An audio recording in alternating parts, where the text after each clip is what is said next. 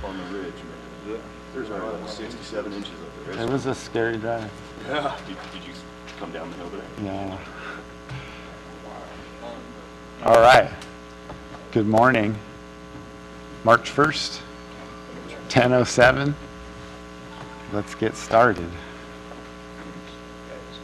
Continuing the discussion on retail locations and maybe some talk about taxes too. One thing we didn't talk about really was delivery service.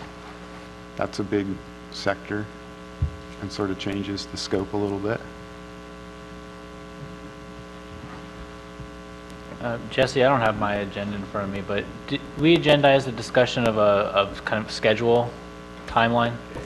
I don't know, I didn't actually see it. I saw it on the agenda. Okay, Yeah, sorry. Throughout I never realized it. Yeah, I think, you know, in light of the board meeting on Tuesday, Permanent schedule. I think it would be good if we can tell the board when we plan to achieve what, keeping in mind the board kind of wants it all wrapped up by December. And particular interest was expressed in a tax ordinance being done by, you know, late May or early June. And, you know, I think, Robert, your temporary permits are what, 4 months? Yeah, I think mine expires like 1 or 2 weeks into June. So if we could have ordinances for retail and taxes done by, you know, late May, and other things kind of coming in after that. I think, you know, what I heard at the board meeting was a public that is pretty skeptical that anything's going to happen now if a ban goes in place. So I think I think everybody would be interested in hearing what the plan is.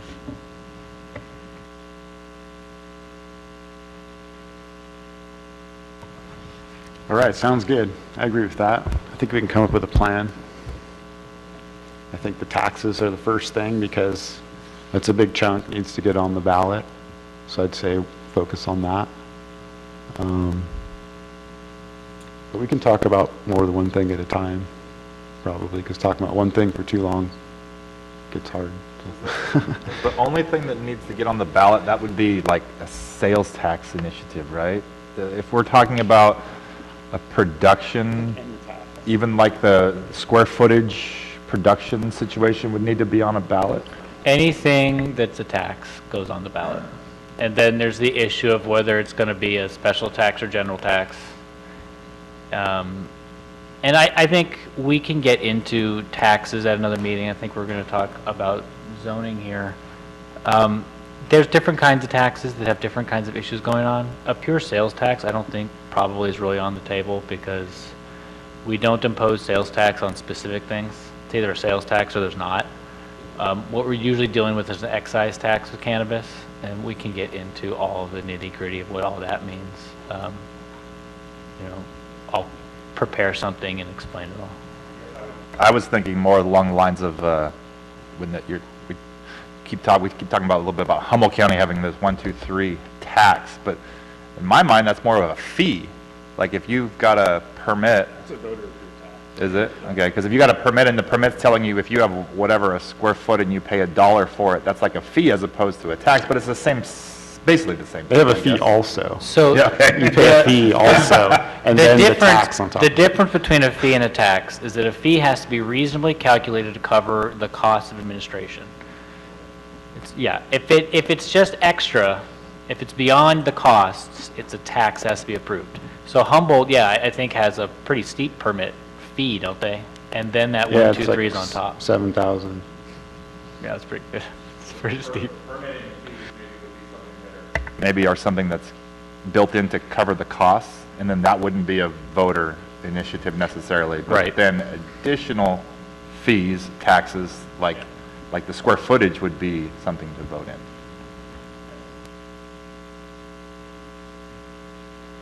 Cool. Yeah, so Yeah, we should you want to probably not do too much of the tax discussion since it's not on the agenda and just focus on the, Yeah. okay, all right, very good. I saw a map here on the computer, but it's gone now.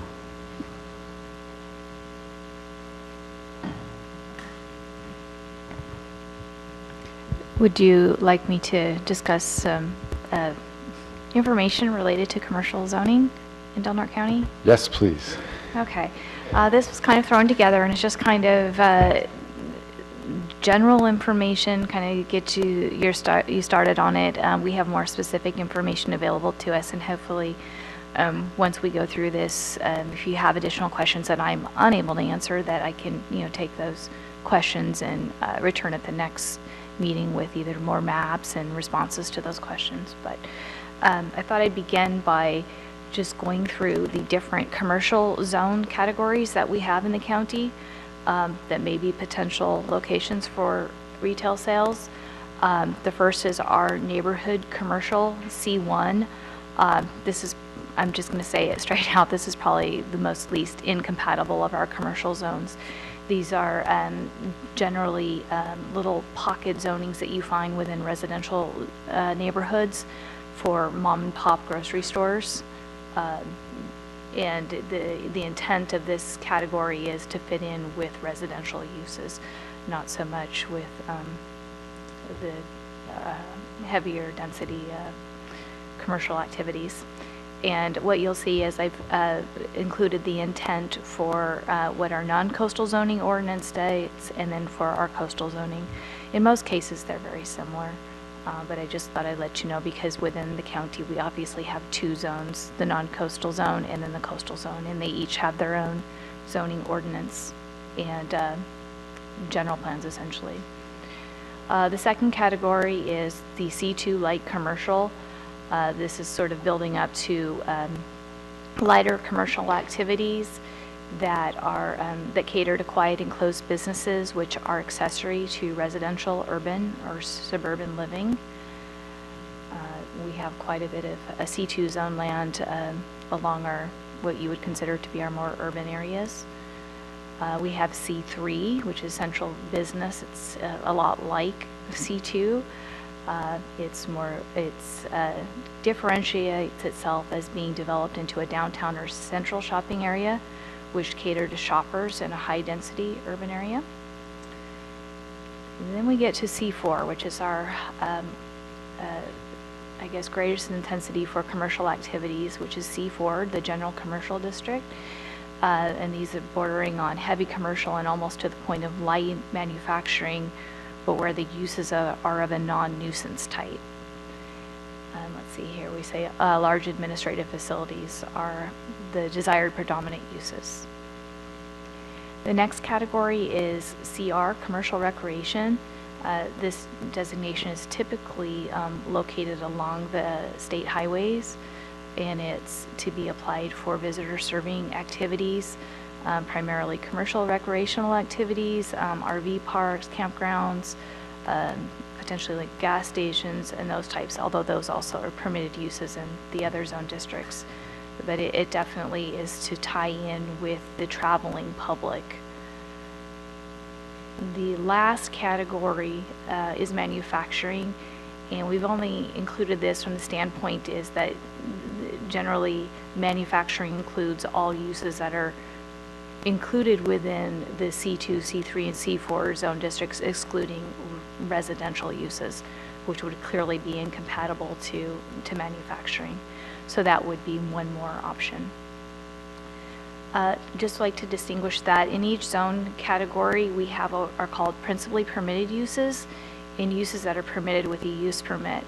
Principally permitted uses are typically allowed by right. It does not require any type of a special planning permit. That requires discretionary approval by our planning commission. You may need to get a building permit for what you're doing, but aside from that, it's pretty much a good to go activity, with the exception of some cases within the coastal zone, depending on the location of the site. And in that case, it may require extra review.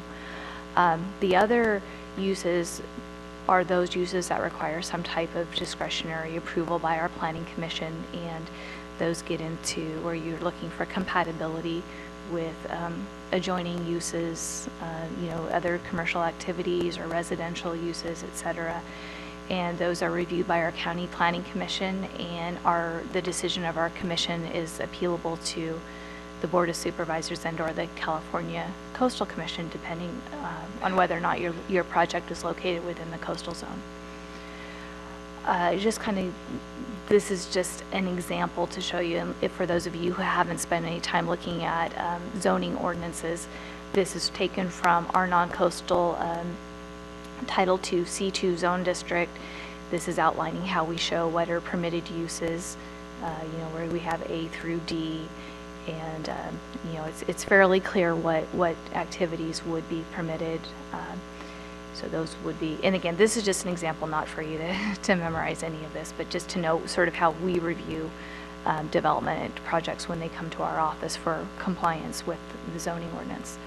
And this second page is uses permitted with a use permit. So it gets into, things where residential uses in a commercial zone are considered discretionary because the primary intent of it is for commercial activities. And when you start using your commercial land for residential uses, that's something that people need to be aware of.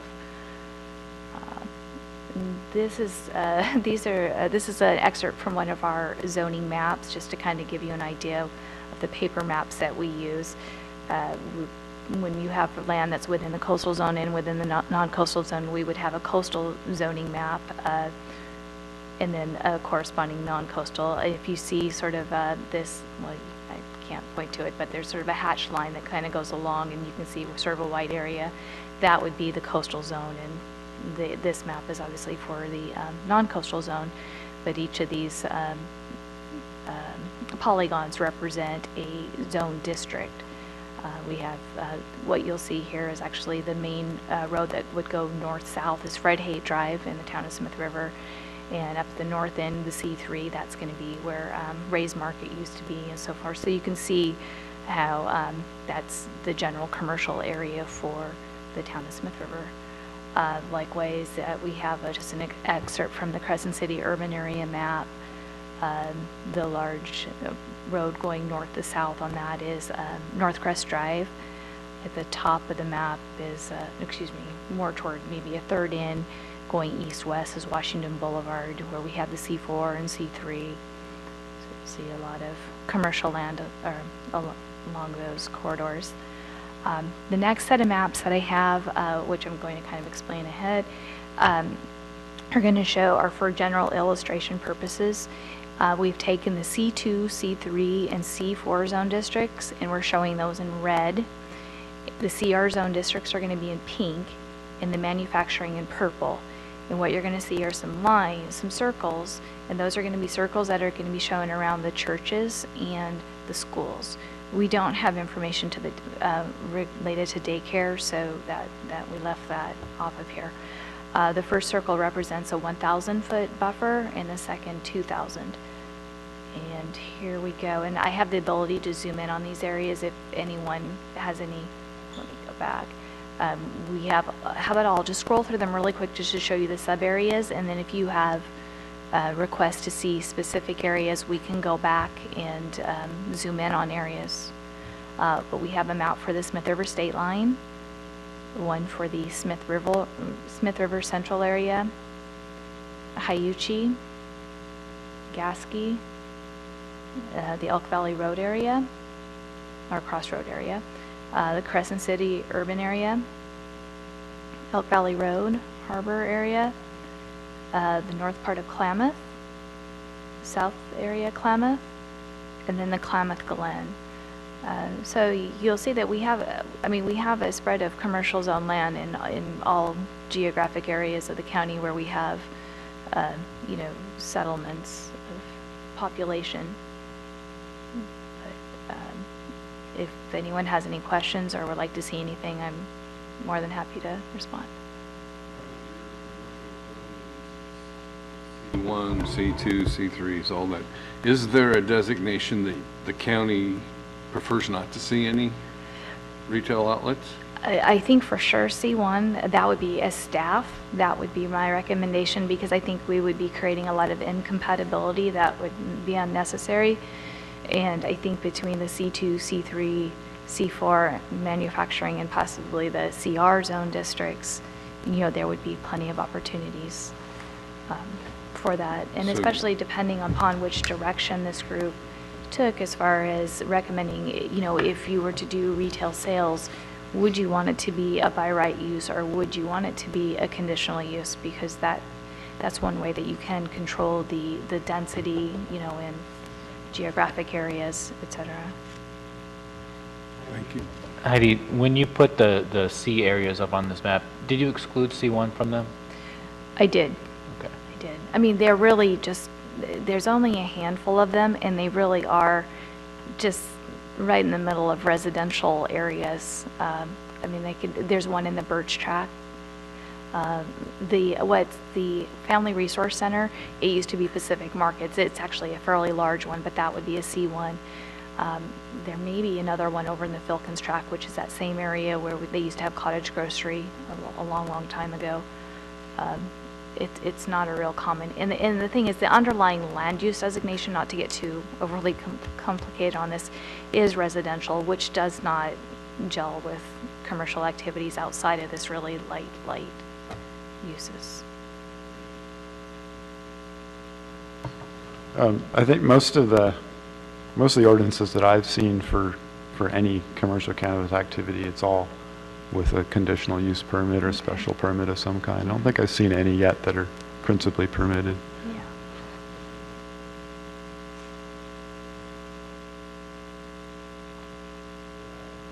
You just pick one of these and zoom in on it and talk about it.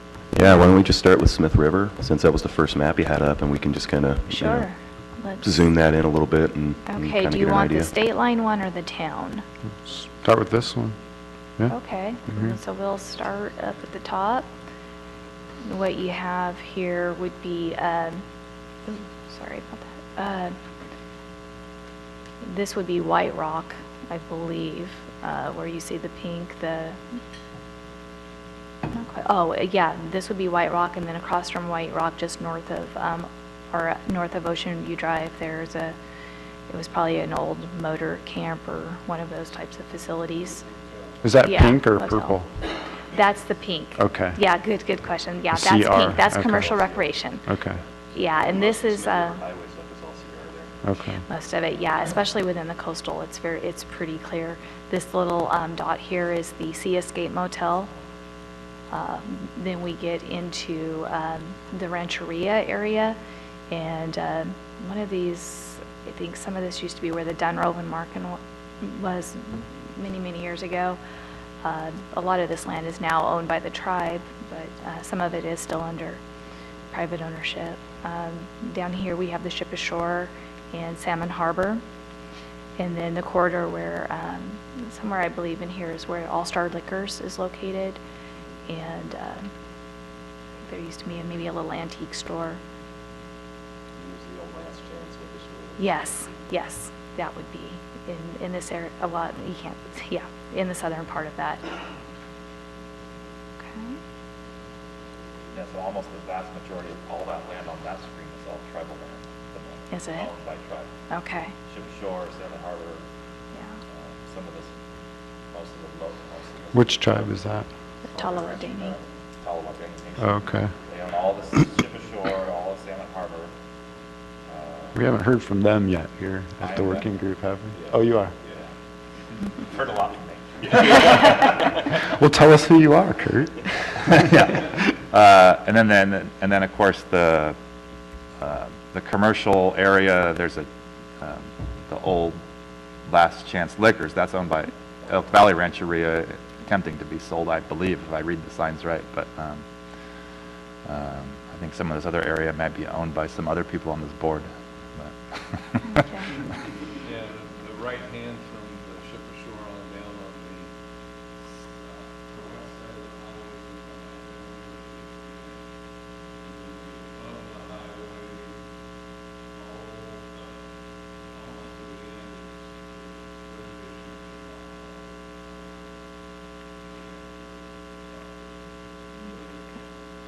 Yeah, and in that area right there, there's, I would guess, I would venture to say let's say there's 2 buildings, current buildings, that might be able to be retrofitted to potentially service this without building new structures. The Last Chance Liquor and then that antique store that's there, I Well, guess would be. The antique store's in the back, and they had an old restaurant Yeah. up in the front by the highway, so both of Exactly. those.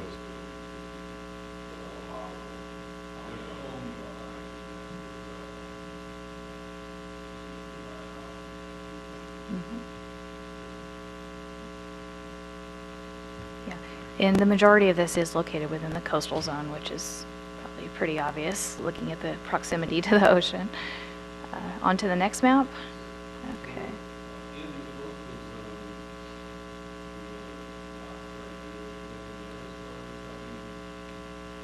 I think for retail sales, I think if it's going to be subject to a use permit, I wouldn't necessarily say no.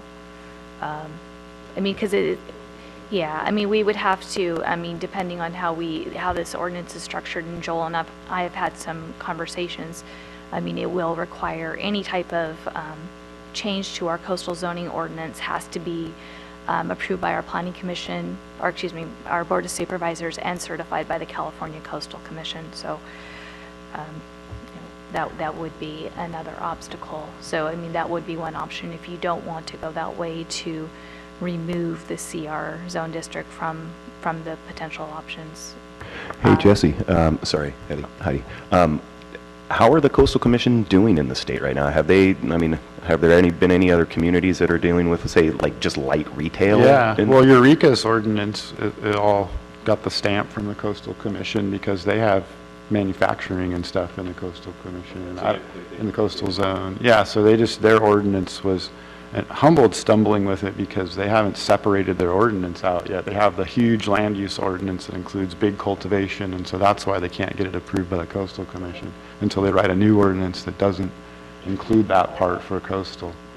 That's my understanding. In general, you know, I'm thinking it's mostly going to be cultivation that's going to be a sticky thing for the Coastal Commission.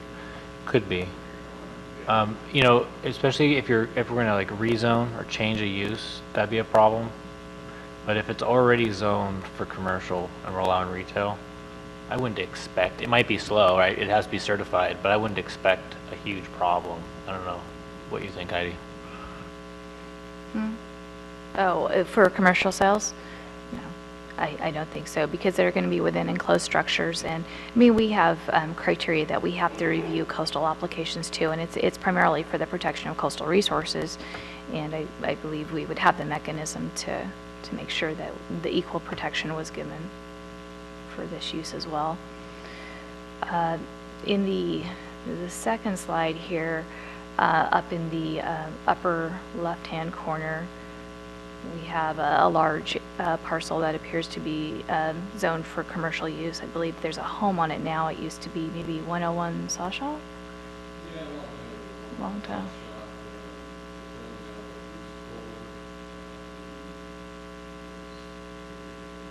Mm-hmm.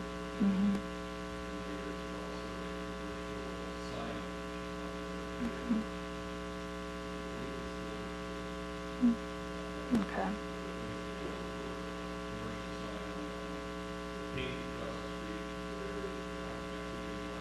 Mm-hmm.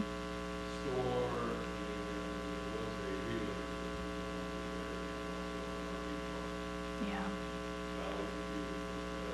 Mm-hmm. Yeah, storage units, and there's, Yeah. I think that there's an opportunity there to put a shop quite easily, because there's at least 1 or 2 empty store frontage areas in that building that are prepared to be done with, you know, anything. Yeah, and now we have a map that actually shows some areas where, if you are looking at the schools and the churches, where there may be some conflicts depending upon whether or not we applied a buffer. Obviously, those 2 that we just discussed are outside of it, but when you get in the town of Smith River, obviously the school, and it looks like there must be 3 churches? 4, okay. Okay. Are these circles just the school, the public schools then, or? The left one is the school, and the rest of those are churches. Okay. I can't remember now, maybe you can remind me, Jesse. Is the state ordinance is talking about distance from churches as well? 600 feet. I 600 think feet, churches is so on it's the all list, listed under daycare centers also, Daycare which centers, is, which can, churches. I guess they're schools. state licensed daycare centers, I would guess, and, I would assume so. yeah. What happens when one comes in after? It's my understanding that the church has been removed. In the regulations, when you read it, you're only attesting that you're 600 feet away from a youth center Okay. and you see. playgrounds and schools. Because it's hard to that do, like, define what a K through church is, 12. maybe. Right? Yeah, exactly. No, I mean, the youth center's still protected by state, you know, but the church, I think, is pretty well, in the regulations, there's no acknowledgement of churches, you know, for operating these things or applying anymore. Is youth center defined? Youth center's not defined, I don't think, other than youth center, you know, so I would think like coastal connections and things like that. It might be defined, there's a list of definitions in the front of the book, it might be defined. A lot of churches double as youth centers too, so. Sure. Yeah. I think it has to do with just paperwork and licensing, like, you know, I could open a church of whatever and call it a church, and I think it has to do with the ability to so youth centers, you know, maybe that are licensed, daycare centers, I think, are licensed by the state. I don't know, though. I know two of the churches in Smith River are youth centers. They do Okay. have things after school. Sure, then they probably are quick beyond that list then, I would guess, yeah. Well, it makes a big difference if we want to include churches. As you can see, if it's just the schools, you know, all that red or most of that red would still be available. I'd say But the if we established include churches that are there, for sure, they're there, they're real. But What is your distance on your black line on your churches on this map? That's 1,000 feet. And the blue is 2,000 feet. Yeah.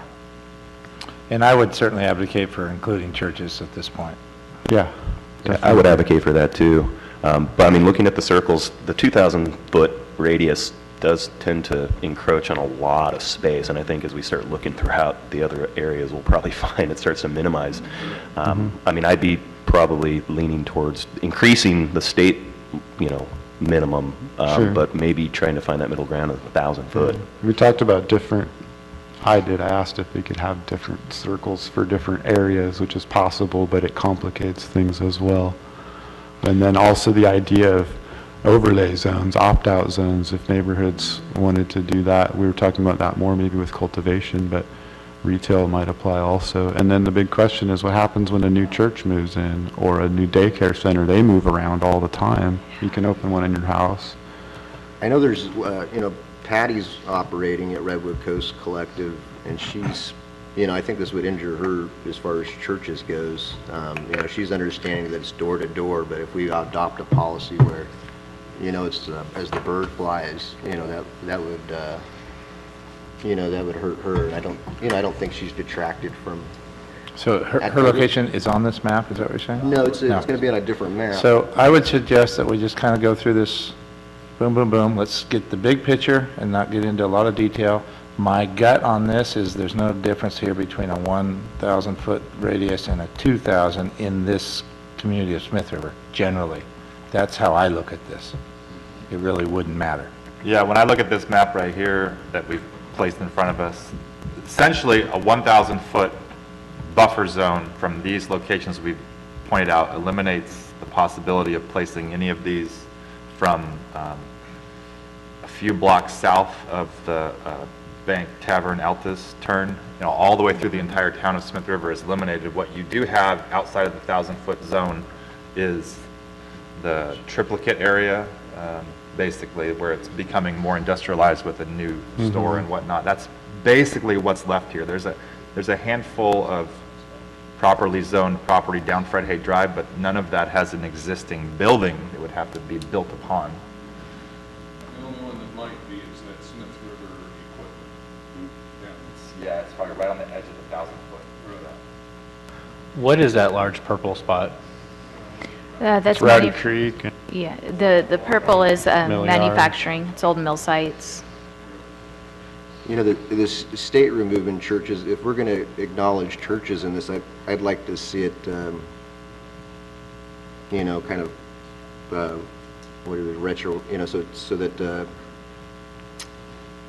you know, from grandfathered? here on out, you know, yeah, organizations that were too close, you know, previous to the implementation or whatever, you know. So for example, if you had a use permit for commercial retail sales that you're grandfathered in and something comes in after the fact that wouldn't affect Well, we've done like your, Redwood Coast Collective, you know, so, you know, I mean, I would think that, you know, it'd be the right thing to, oh, you're, okay. you know, if you're we want to talking for acknowledge churches, I pre-existing. think I'd be okay with that, but I'd like to see that, you know, places that are been in operation, you know, within that range are not impacted by it.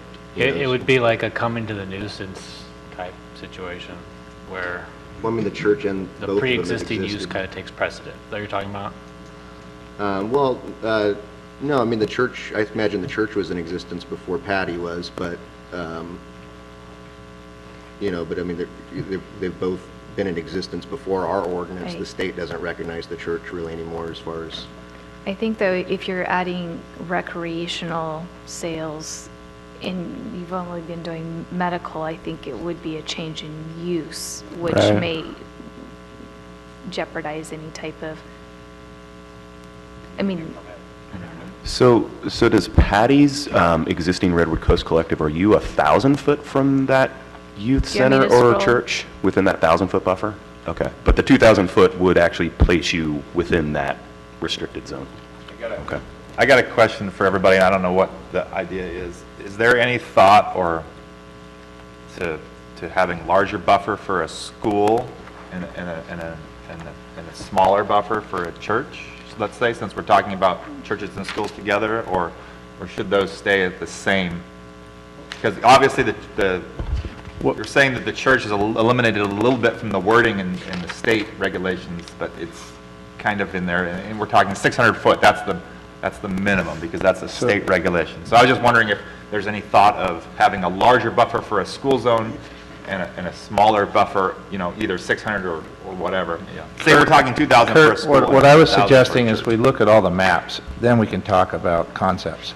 It's just way too hard right now. I'd It's like all maybe a theoretical. conditional use Yeah, permit. but you that's know. two different things. I mean, we can look So- at all the so- maps and it might not. so the that's how we're answer- feeling about school versus The church. the answer from my point of view is, no, let's consider them the same until we decide that it doesn't make sense. That's how I would look at it. Yeah, I mean, I guess we could look at all the maps first. I mean, I think, you know, Smith River's specific and Hyuchi's going to be specific. You know, Klamath will have specific boundaries and buffer zones. So, yeah, I agree with Blake. Let's just get through the maps, and then maybe we can discuss how we figure out the spacing for that, because that'll kind of give us a clearer idea. I would like to put out there, you know, our organization, seeing that the churches were dropped from the state standard and then the county drop in the ordinance, we signed a lease for a location that would be about 600 feet from a church's parking lot, you know, but that's as the bird flies. If you had to walk there, you'd walk quite some distance, but, you know, so we'd like to see, you know, that's our solid, you know, the location we're in now doesn't have a restroom, you know, so, you know, Let me just say this again. I don't know where your location is. I don't know where Patty's is. Let's go through all the maps. Then we can talk about this stuff. It'll mean a lot more to me and to all of us. We'll all be on the same page, because we currently are not on the same page, because I'm not with you guys. All right? okay. Yeah, I agree. And then the church thing too, I think before we talk much more about that, we need to find out which ones are, before you eliminate the church thing from it, find out if they're state youth centers, because I think a lot of them might end up being that. And so the fact that the state didn't ask you to check that may not matter, because it may be a youth center. So yeah, let's do the maps. Let's get through all the maps first and then go back. ready for the next one? Yeah, one last thing on that one. Can we go back to that one real Sure. quick?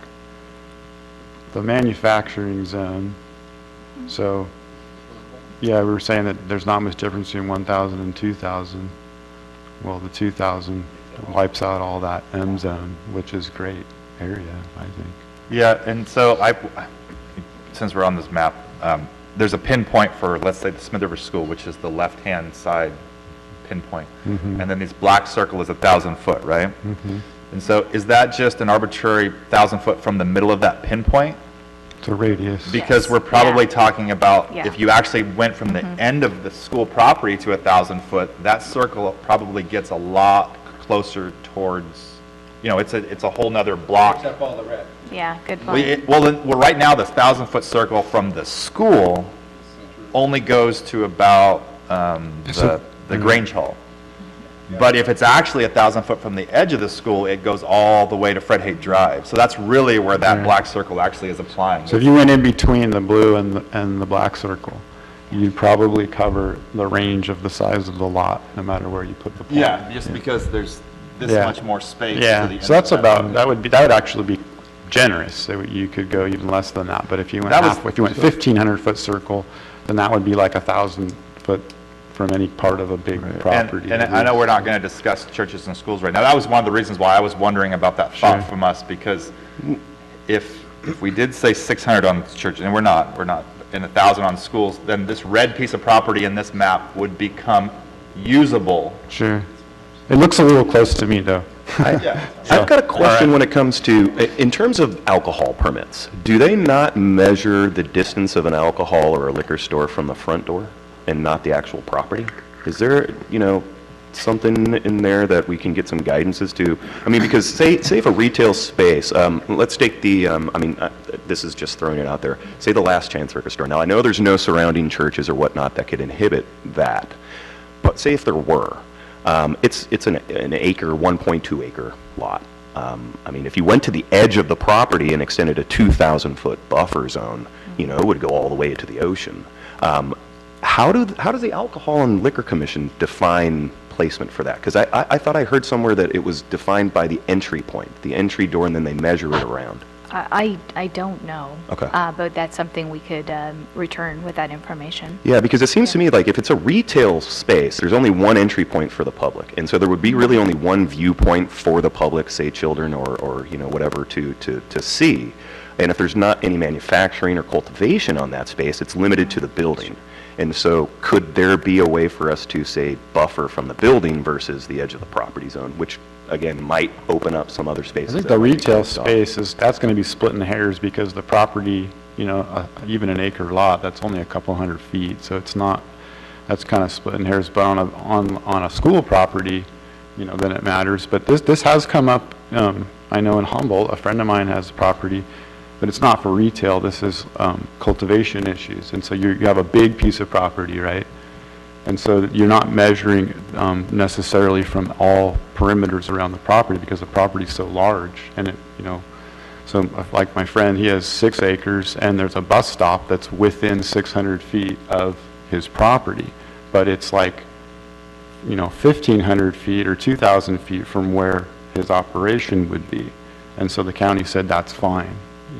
We're not going in this case, we're not going to measure it from the property line. But with a retail building, I don't know, it's not that big. It's really, you're not going to talk in a whole lot of space. But on the other side, measuring from the school, it may matter. So there's some semantics about how we would measure this, but I guess as far as just approximation, looking at it, this helps us. But so we're right on the edge here. This red zoning is right on the edge. Some of it's probably clearly past the point of 1,000 foot, but some of it's right on the edge of possibly being usable depending on how it was measured with a 1,000-foot buffer. And a 2,000-foot buffer clearly is wiping out this entire reddish colored zoning. So I got a question, I guess maybe for Joel. If in a situation like this, where to me it just feels too close and it would be easier to just kind of exclude this area and not try to find the little corners where the string reaches, is that realistic to have an ordinance like that where this region we're not doing it? Or I don't know how that would work. Yeah, probably it is if we figured out a way to define the region. What I like about choosing that 2,000-foot barrier there is it excludes kind of the more urban area of Smith River, but it doesn't exclude all of Smith River. The other things up the highway that would work. I think it's actually kind of an elegant way to exclude a lot of sensitive land. It's just make it 2,000 feet and then no one's going to be able to use it. But we'll look at more maps and see if that's going to be an elegant solution everywhere or if it's going to be problematic. All right, let's go to the next map. Point an existing collective in this area. That's right, the landing, well, what used to be the landing. Mini marts, mini storages. Oh, okay. Yeah, I know where you're talking So, about. and then even with 2,000 feet, there's still industrial land that could be used. All right. Okay. Okay, it looks like we may be missing some stuff here in Hayuchi, because where the little hand is, that's all the RV park and the Hayuchi Hamlet. And I think there's a little commercial there at the corner too, where they have a little duplex. And then obviously on the south side, the Hayuchi Cafe. The zoning maps for Hayuchi are a little bit funky because, for example, across from the Madrone Court Mobile Home Park on the east end, when you look on the south side of the highway, I think in the old days, there may have been some commercial businesses there, but that's primarily now developed with residences. So it's probably something that needs to be changed at some point when we do an overhaul of our zoning. Heidi, are there no churches in Hayuchi? Actually, there are. At Madrone Court, across from, right in front of, well, you see where the hand is? Right here, where now I just moved the hand. I think Hayuchi Fellowship. Yes, yeah. They have a use permit for it. So yeah, there is a church right there. But you're saying that that red spot isn't realistically a commercial I anymore believe anyway? there's single-family residences on So even a those lots. 2,000-foot radius around the church isn't going to affect the realistic places where retail would happen at Hayuchi, is that what you're saying? I recall attending the public hearings for the tackle shop, and people weren't happy about that, so I'm sure that this will probably be, the circle will probably be fine. Yeah.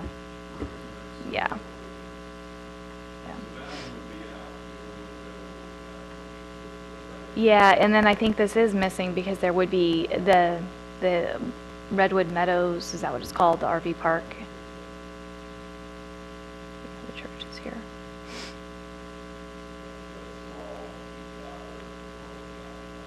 Yeah. Yep. Oh, yeah, that's right. Yeah.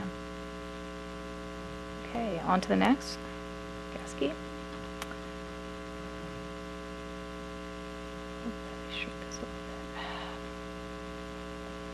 So you have where we had the wagon wheel, that area here on the west side.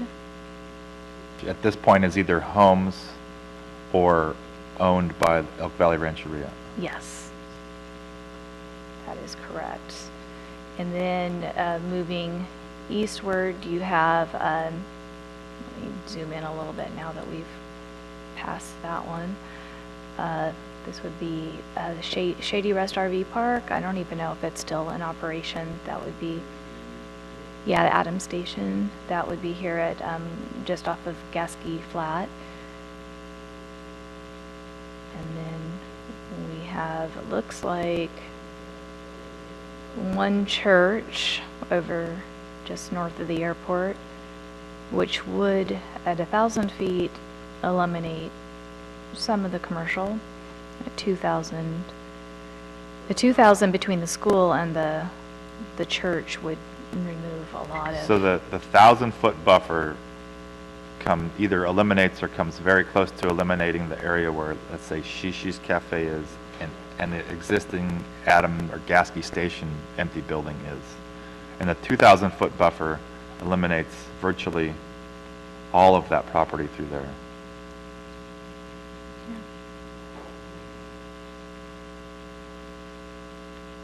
The only thing I would kind of just point out is generically, earlier before we started, is in this situation where you have two circles, the distance between the two circles then gets to be, I would think, a little more gray zone because it's got pressure off both sides. And so I just want to point that out. This is kind of a perfect example of how that might matter.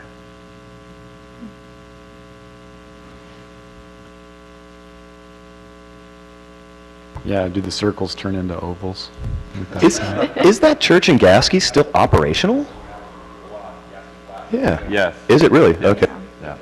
Times and I didn't notice that they. Yeah, no, it's up every day. I guess I don't drive by on Sundays. Okay,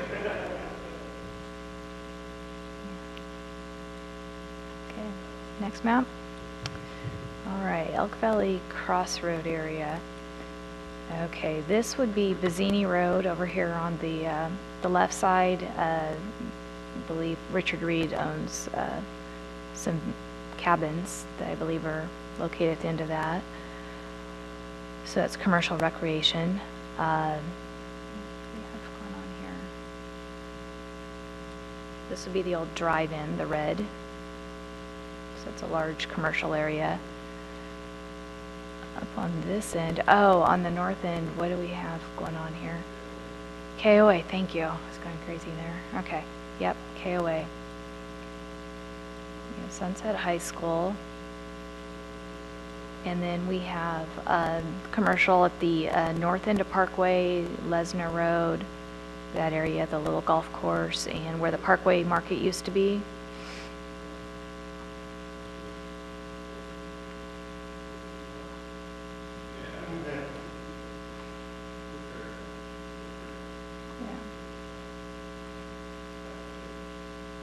Yeah, and then, yeah, it's all. Yeah, pretty much in that map right there, there's only properties that it's excluding are the existing drive-in area. That's the only property that even comes close to within the 2,000-foot buffer. Isn't there another church on Parkway there, the tribal church? I believe that'll be on the next, that should be on the Crescent City map, but yeah, you're correct. Okay, on to the next. Okay, Crescent City, you probably need to look in this, zoom in on some things. I guess we could start up the north. This would be Standard Veneer Road and another old mill site, which I believe may be where Recology is now. Oh, and Holt Transportation. And we do have some churches nearby off of Blackwell. Pine Grove School. And then we have some little general commercial in there, but all appears to be within 1,000 feet of Pine Grove. This would be Riverside Road over here on the west end. Here's Dead Lake. A lot of this, it looks like it's commercial, but I can tell you from just being a planner, a lot of it's wetlands and has some illegal disposal areas that would be really nice to pick up.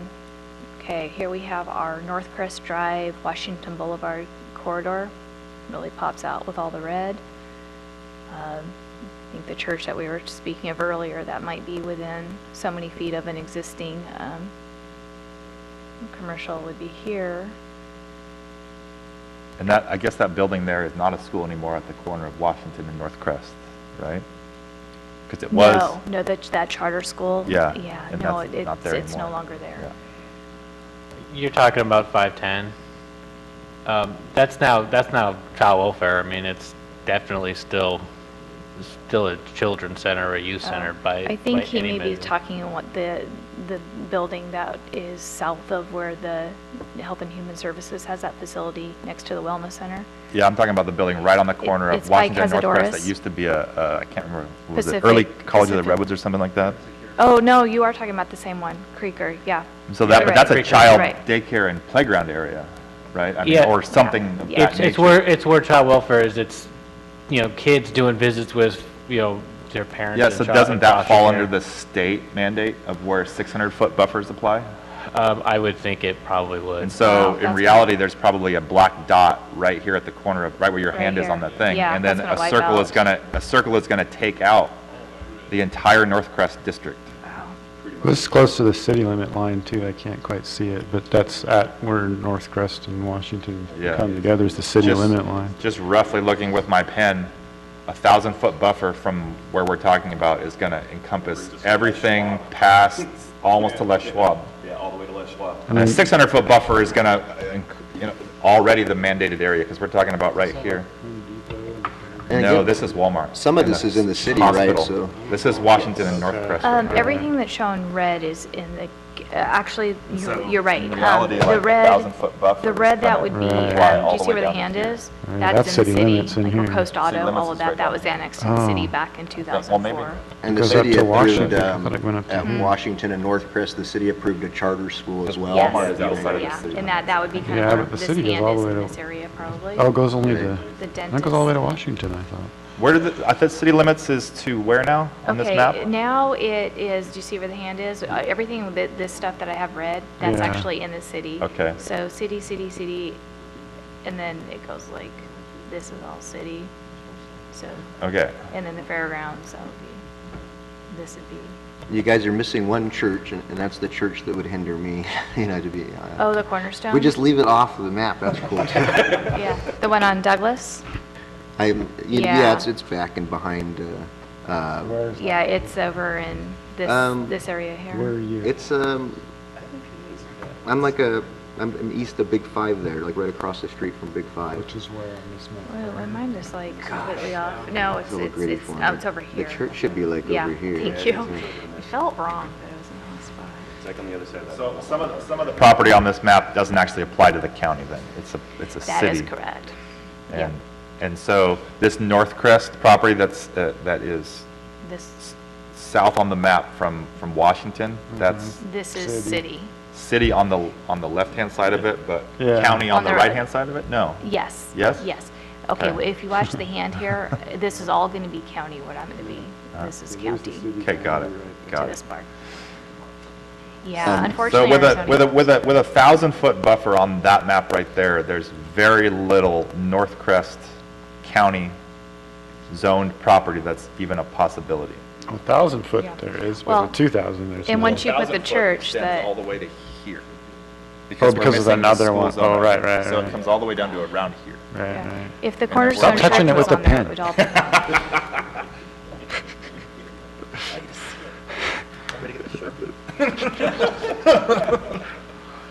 Okay. So we got all this area over here though to look at. This looks legit, which is the giant lot across from Walmart that's for sale. We could have a super center. Is that county? Yes, that's county. Okay. Yeah. Could have a But the 25,000 property square directly foot across huge. from Walmart, I think there's one that is in private ownership, the other is owned by the Yurok Indian Housing Authority. And I've- And those, Use- I would say a strip mall where there's a bunch of different insurance, Yeah. that's county. That is county. Okay. Yep.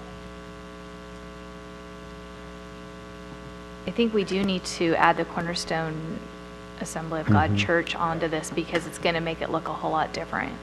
But this is good zone over here on the other side with the DMV and the CHP. That's where I'd want to be, right next to CHP. Well, and CHP is moving too. Huh? CHP will be moving across from behind ACE. So that's going to be Yeah. a vacant spot then. That's The next to CHP St. Vincent building. de That's Paul. perfect. There you There go. you go, Eric. All right, this was a good map here.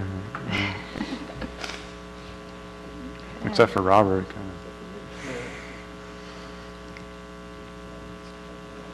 So where are then, on this map, where are existing collectives at? I think, is there one on this map? You mean Robert's current location? Well, yeah. It would existing. be on, I think I have another map. Different that map? would show Okay. it. It would be kind of in this area. But speaking back, Bobby mentioned that other church on Parkway, and it may be up, if you see where the hand is, it may be up in this direction, so we might want to add that on, need to get that. Churches, are they registered with the county somehow? No. No. How do you know, as a county, what is and what isn't a church?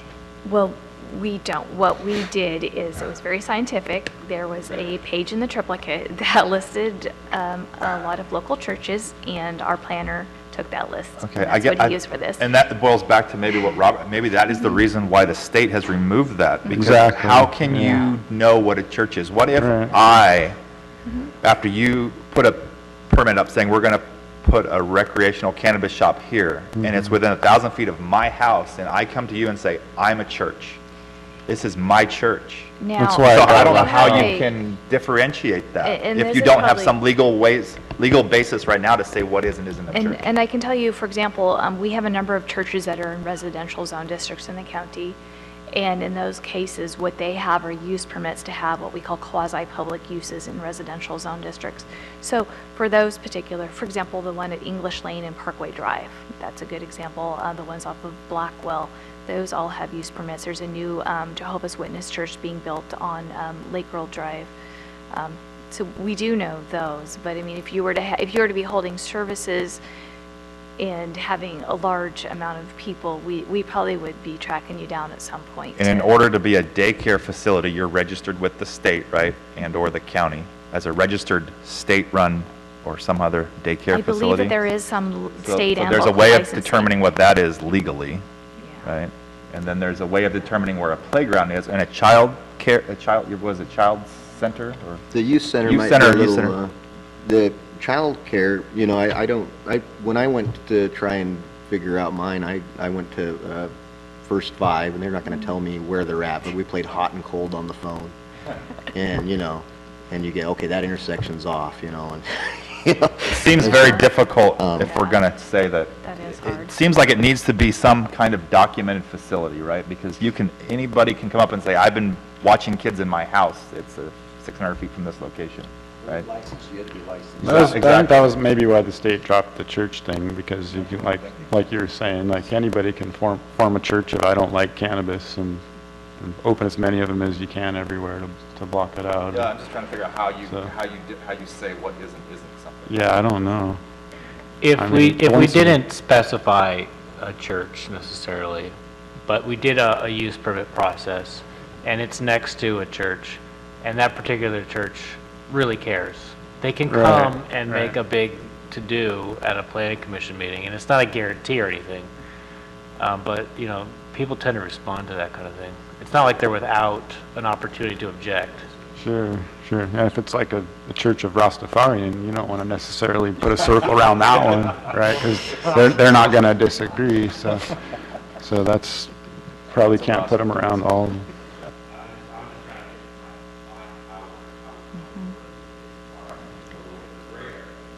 Well, we'll have to look and see exactly how the state is dealing with the youth center thing. The child care thing, I think it's the child care council that license these, and if I were them, I would think that they're not public. I don't know if you want that to be public information, and therefore, how do you verify? So those are some issues we'll have to go do some research on.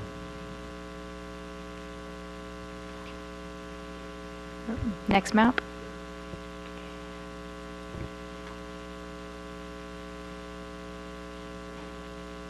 Yeah, it's a little bit of overlap here, but it does confirm we didn't pick up the church on Parkway. This is the old MedPly location, zone manufacturing. Oak Valley Elk Road. Valley, yeah, fairly well north Oh, right, of there's a big- Howland Hill. It probably wouldn't be the hottest location for retail sales, a little off the beaten track.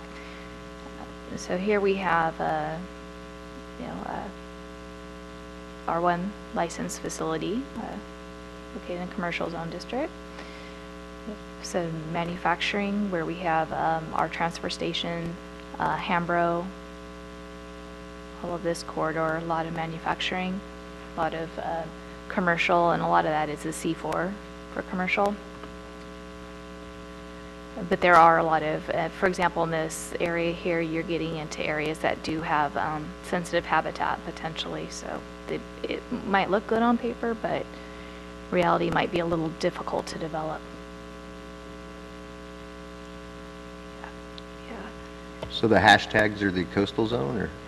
Yeah, where's the coastal line? No, that would be nice to show you a map that has the coastal zone, but no, that's not the coastal zone. That, the hatch mark, I think, in this area that you're seeing is the city. 'Cause the city has, well, no, they have part of the harbor, and we have part of the harbor.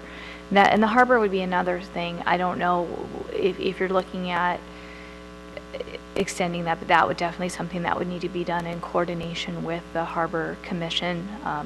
For the most part, land use within the harbor, I mean, we rely on the Harbor District to give us guidance, and then we process the paperwork that needs to be processed through our local coastal program. So I have a question here. There's a lot of properties right along 101 right there. Now, is that the city then? This part here? And past that, south of that? This? Yeah, what's Yeah, all that? yes, that is a city. That's city, okay, Yeah, so that's why we're yeah, not, yeah. because Yeah, that's I'm got to sorry, I be was zoned confused. for, yeah. Yeah. okay. The harbor's in the city too, Yeah, right? that's all city. And I think this diagonal dotted line up above the red is the old railroad line. Yeah, that would be yeah, we have right away through that. So south of Crescent, south on the South Beach, we've got this You old have mill site property a little bit there where they're doing wood carvings and whatnot, and then we have the Beachcomber and the Restaurant Crescent Motel Beach. area, and across from it where there used to be some buildings for shops. Yeah, that's commercial recreation. And I mean, I think on that one, I mean, this is a gateway property, I think. So, you know, I mean, it's CR, but I mean, if we did get it, I mean, if the suggestion was to go with a use permit, I mean, that, you know, these types of properties I would see are the ones that are going to be, probably get a lot of interest from the public because, you know, it's the first thing you see when you come into town. Property that's down, I guess it's, what the heck road is that? Sand Mine, that's old motel area down there, that's owned by, is that? Tribe. The Tribe now, right? Elk Valley Yes. Rancheria owns that. So that's not, we're not talking there. Yeah, that would be here. Yeah, and the reason, this actually is, the motel was zoned with a resource conservation area because it's next to some wetlands. And then where the tribe, what we call the Martin Ranch property, where they plan to develop their casino, the majority of that is owned agriculture. Is that what that big thing, that big turnabout project, are they going to build something out there? in Yeah. that field? Yeah. Yeah, Okay. I think Yeah, it's the getting close. Rancheria's got a large-scale casino development Okay. with on-room, basically kind of matching Lucky 7. So does anybody have any issues with retail on the 101? None. I mean, truthfully, I think that's where we're kind of stuck. If we look at these buffer zones, I mean, commercial properties, you know, within the urban developed areas are kind of off Especially up limits, it north, seems. there so. isn't anything much up north, Yeah. especially if Smith River's going to get cut out. I mean, truthfully, as I look through these maps, I mean, I'm looking at the 2,000-foot buffer zone, and I'm just feeling like it's really prohibiting a lot of potential. I mean, I'm open to the consensus of the group, but I really feel like 1,000-foot is a fairly sufficient, for when we're talking about retail, should be a fairly sufficient buffer size. I mean, we get into 2,000-foot, and we're really limiting where it can be. Now, I know that's kind of the direction of what we're trying to do, is really piece together a place and keep them separate, but 2,000-foot just seems like a tremendous size to me. This whole map is good. I mean, there's a couple of maps where it allows a fair amount of space. We do. So it Next. isn't, we have more maps. So anyway, there is a fair amount of available space even with the 1-foot circle. Yeah, where is that? For a second, I thought it might be the Trees and Mystery. I know this is the Redwood subdivision. Somewhere in this, that is a Redwood subdivision because there's a church. Oh, and then this would be Woodland Villa, the market, Renner gas station. And then this probably is the Trees and Mystery. Yeah. And then the Forest Cafe and the motel. Now, where is Yurok tribal land in relationship to this map? Oh, you mean land that's owned by the Yurok tribe? There's a- We don't have that designated. There's in- various pieces Yeah. throughout these maps that are physically owned by the Yurok tribe. Lots more when you get to the other map. I would assume if it's been pulled into trust that it's no longer on these coloreds. It may, but I'm not 100%. So this circle right there, that is the church that's in the Redwood, like you were saying, the subdivision just south of all that. And so a 1,000 or 2,000 foot buffer zone doesn't change a lot there. No, and down here, this would be the old Arbor Glen Mobile Home Park. I think it has a new name now. Yeah. Heidi, is there trust land outside of the 1 mile on either side of the river? I don't know with the Yurok tribe. I know that Elk Valley definitely has it outside of their boundary. I don't know. I'm almost Think so, positive okay. that Yurok tribe, yes, there's we have- there's we plenty have- of At the trust last- land outside of Yeah, the, at the last meeting, they talked about space beyond that 1 mile and in reference to retail and how it wouldn't work necessarily in Klamath until they decide what they're going to do. Okay, and we have Margaret Keating School. And then, and this would be PJ Murphy, Rockwall Road. A lot of that is owned by the tribe, I believe. Okay, this one? This one? Oh, this one. Oh, that's where they have their their cannery and all of that. And then this area here, this would be where the jet boats and where you see the homes that are elevated on the stilts and some seasonal RV, yeah, smoked salmon. Okay. All right, so to the next, Klamath South. Okay, this is kind of picking up back where the church, a little duplication. Okay, so here we have the new town site. This is all residential, so it's obviously not shown with the color. Commercial, which I would assume most of that is likely owned by the tribe. Okay.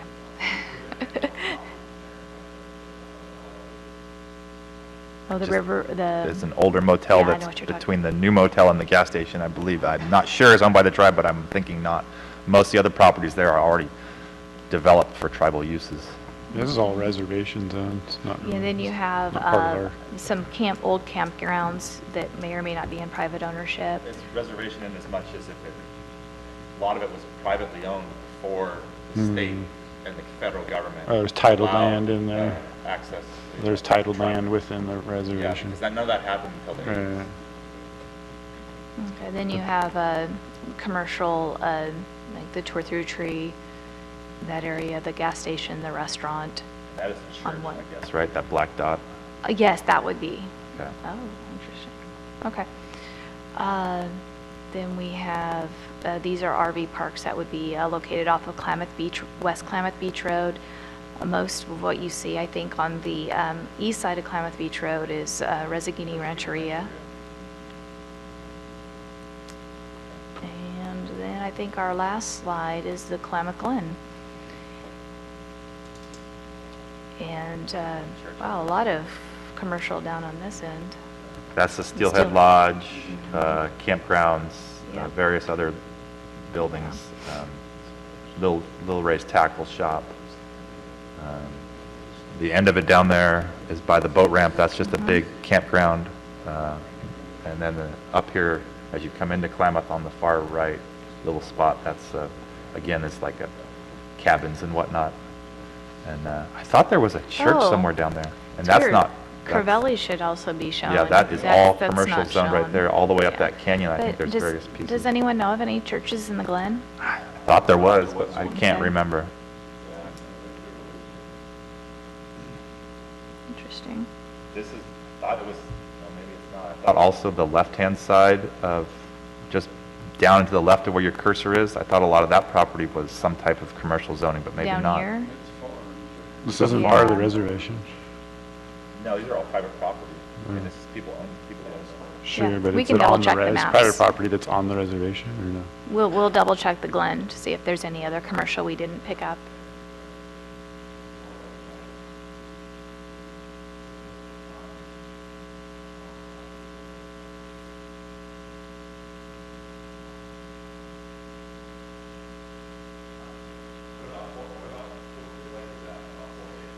Oh, wow, we forgot them.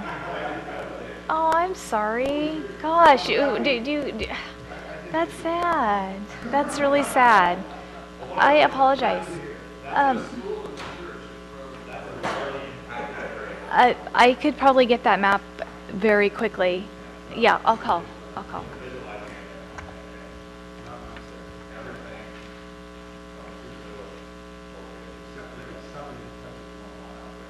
Pansy, could you have Taylor put together a map for Fort Dick, please? And then to, gosh, how do we do this? Email it to me. Or to bring in a paper copy, or if you could print it, how about maybe 10 copies? That would be good. Yes, please. With the zoning, what he's done for those other areas that we don't have them for. We do a little public comment. Anybody want to chime in? Okay, thank you. Okay, bye. We are going to have a special Fort Dick map made with some paper copies that will be delivered hopefully fairly soon. So Wow. if you guys want to just continue the conversation, Sure. and then we'll pick back up on Fort Dick. You're welcome, sorry. Well, if anybody from the public wants to chime in, just, go for it, speak up, or anytime.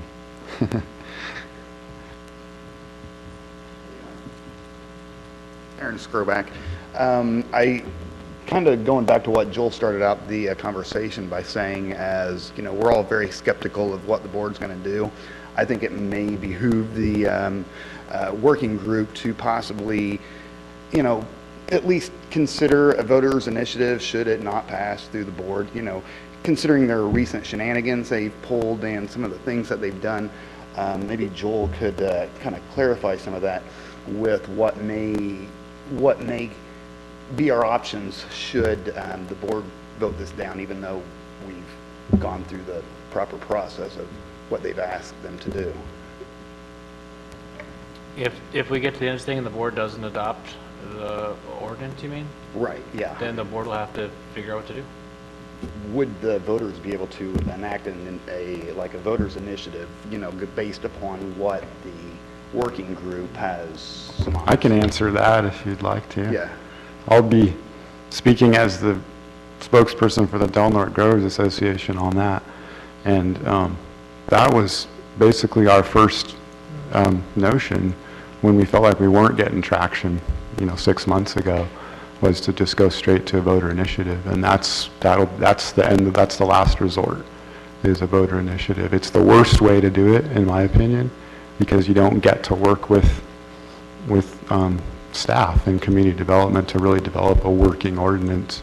And so a lot of voter initiatives are cumbersome and hard to deal with. Even though they get the point across, they end up being a bad ordinance. But that is sort of the last resort. And so I guess now's the time to just say it publicly. My intention would be to take whatever ordinance that staff creates, and if the supervisors fail to pass it, then we'll take that ordinance directly to the people.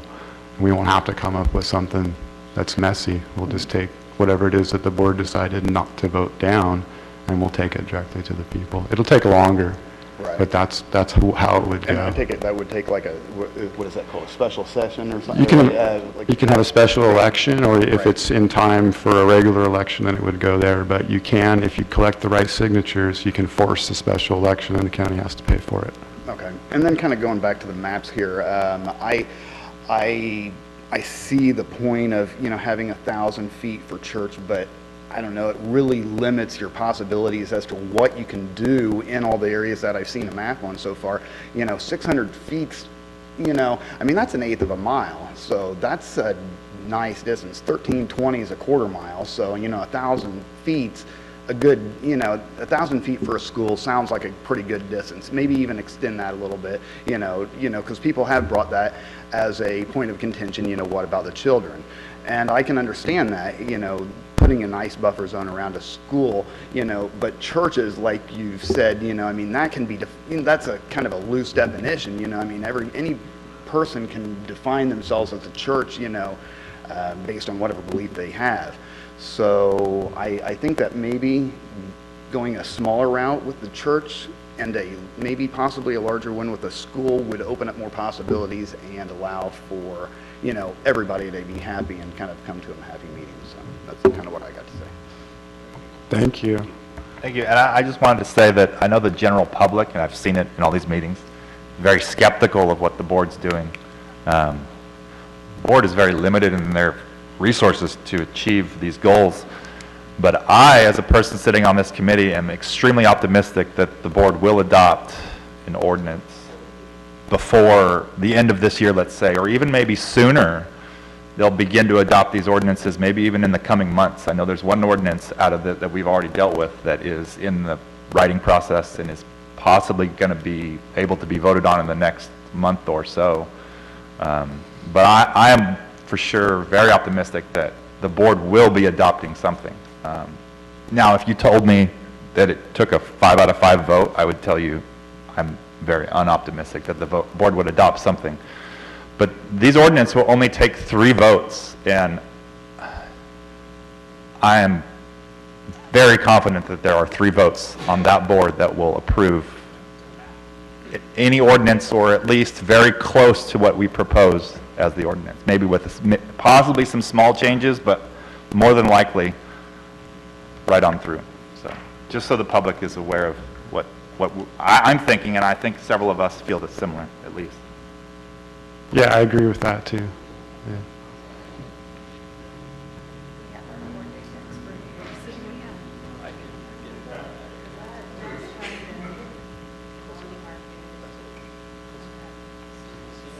Hi.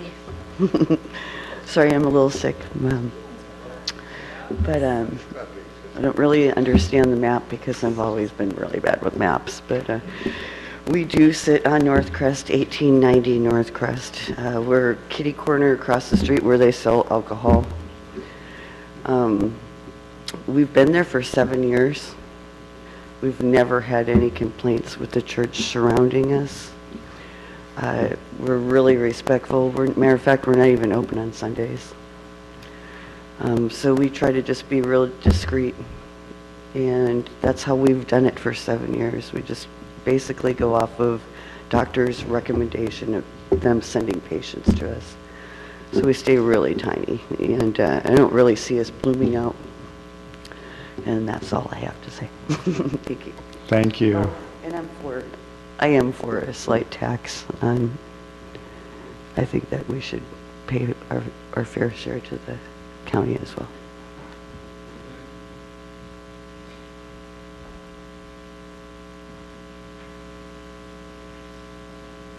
Everybody has a map.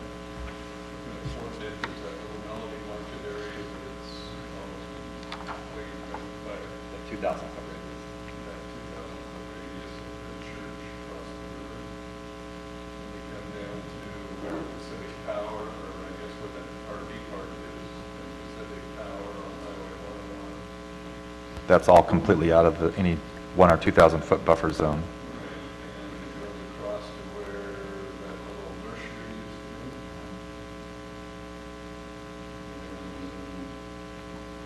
And then you've got the school, which is the left-hand side circle towards the top. That's Redwood School. And then there's also a church that's not on that button. And that's actually a child center and church, youth group, everything right there. And that is directly across the street from Fort Dick Market. So even without 1,000 foot or a 2,000, just a 600 foot zone itself eliminates this entire red zoning right here. So that little red zoning is out, or darker color, whatever. It's just the Highway 101 frontage stuff that would be available. Yeah, basically, we're talking about this piece of property that's right right next to the Dr. Fine Bridge as a possibility, because it's outside of a 1,000 foot buffer, and right on the edge of a 2,000 foot buffer. And then all of that property where is the RV parks, the old square dance hall or whatever there, and then an old nursery zoning area there right at the, so that's basically the only property that's, and this is privately owned with a residence on it, this little piece of property right here by the bridge. There used to be a gas station. And I think part of that is being eminent domained by the building of the new bridge.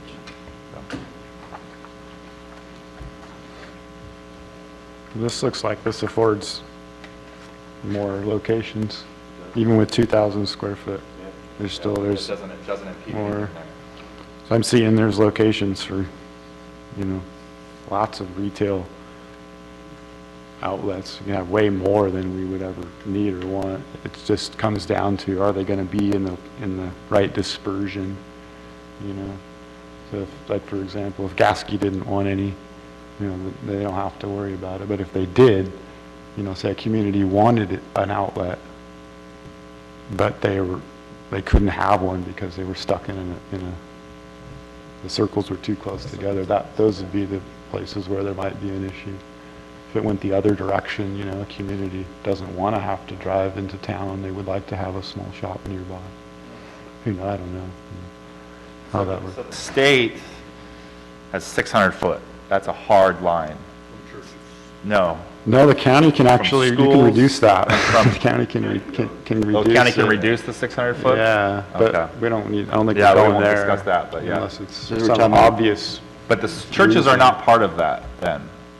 the churches have been removed for state regulations. We can do whatever we want. We could say we don't have any restrictions. And I guess we're talking about retail now, and when we get to manufacturing, I'd like us to think about less of a restriction, for manufacturing or things where, you're not going to have signage, there's not going to be loitering, there's not going to, people aren't going to buy. Different considerations for the different businesses. So the state reg for schools is 1,600. So I'm going to throw something out there, since we're talking about retail. How does the group feel with, say, a PO property? And as we get into cultivation, we get into maybe talking about micro businesses, things of that nature. How does the group feel about retail in a micro business space, say in a PO property, if it were properly grid powered? The private ownership, which Public ownership. Public ownership, So, but it's considered. But there's privately held public Privately owned ownership. public. So it's like the timberland, it's most in the timber resource zones of the county. I mean, and I'll just throw this out there. Basically, I own a PO property, and one of my thoughts has been, and it's in an area up by the tunnel, no neighbors. One of my largest ideas that I throw around, and I throw around ideas at dartboards all day long, has been to develop that into a farm-to-table style cultivation space, more like a winery. And so, since we're talking about retail, that has been one of my, kind of key points, was to try to see how that fits into what the county would want. Do we want to see retail on a farm space if it was capable? California is allowing for it in its regulations. Humboldt's doing some stuff like that with tourism-based stuff. So I'm just throwing it out there because would be part of retail. Yeah, I'd like to see that too. It's what I'd be personally interested in. Although I think for this discussion, I think we could not include that. I think we should probably just be talking about non-producing retail outlets only. So would we then take that up when we get into like retail and micro businesses, or cultivation and micro business style? My question, I guess, Possibly, because when you yeah. do the micro business, you're having to apply, you're getting these specific licenses. You have to pick 3 out of You have to pick whatever. 3 out of the 4. 4 licenses, and so I'm wondering if there's a technical difference to the retail license you get through the micro business process versus just the retail license Yes, you get. there through the is a other caveat within the micro business retail license of your cultivation has to be less than 10,000 square feet, and you have to do 3 of the 4 licensing categories. Yeah, and so, but sort of and then you get There a is retail no- license. There is No, you no don't- difference. no. You can actually, if you include distributorship within your micro business model, you can actually distribute other product out of your retail But space. it's not called a retail license. You No. apply for the micro-business Exactly. license. It's its own license But then category. individually, you have to go through No, the no, proper no, it's all the processes. same. No, you just have to meet the requirements of those things. But So- your operational standards are all the same. I mean, in terms of a retail space on a micro-business farm, it would be operated just like a normal retail operation would be. Track and tracing system's the same, age limits are all the same. But basically what you're doing is you're creating kind of a tourist-based farm, where people come, they stop off, they see your farm, they can tour your area, they can tour your manufacturing facilities, your processing facilities, obviously with security measures in place. But then they could stop off at your small little, retail space. You still have to go through all the processes of obtaining the retail license that you would otherwise. No, it's one micro business license. You pull one application, it's one So set the thing. question was, how do we feel? Exactly, yeah, I just wanted Let to me throw answer that out that. It actually sounds kind of interesting and intriguing and possibly appropriate. That's how I feel. Now, back to the subject at hand, I would suggest this, Jesse, now that we've all generally seen the map, because we've had some conversations in previous meetings, that not knowing where we were going and how many outlets and how much space really qualified under certain conditions. So we've seen a 1,000 and a 2,000. And I guess I'm going to go back to the point of view that I'm trying to represent is, and include, like when we started in general, there was a conversation at one point, do we need 5 outlets or 10 outlets, right? Somewhere in that range. It wasn't like we need 30, we don't need more than the next guy. So I have now seen the maps, right? Generally, first glance, there's plenty of space out there relative to what I kind of thought in my head before, And so I would advocate for, closer to the 2,000 mark, and especially not in between the bullseye of 2 of those zones that don't overlap, but they're close. So I think that we have enough space in this community or county to fit a reasonable number of outlets in. That's where I'm coming from, and that's where I'd like to see us go, in that general direction.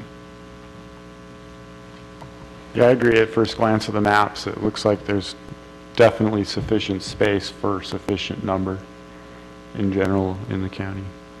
So yeah, I think that question is answered. We can have enough. So now the question becomes the density and the dispersion. So looking at the map, the Elk Valley area where there's no interference, you could have all the stores the county could serve number-wise, Yeah. but they wouldn't be spread out in the right place. The other thing that I think we should consider from a really high point of view would be that, then do we cluster them, or does one outlet become its own, concentric circle that we want to avoid, Sure. so that we don't Yeah, have space this between clustered them, I zone? think. Most places are doing the same kind of distance. Trying to spread 'em out. Spread them out. Yeah, I would And certainly think so. I kind of got the sense that the board Yeah. liked that idea also. Yeah, okay. Just while we were speaking here, I did a little research looking at how others may do the measurements, and actually looking at it, and it's not apples to apples, but the one item actually before that I wanted to mention is that the jurisdiction I was looking at mentioned 600-foot distance between businesses. They just threw out, and they said, and this is how they measure the distances from schools.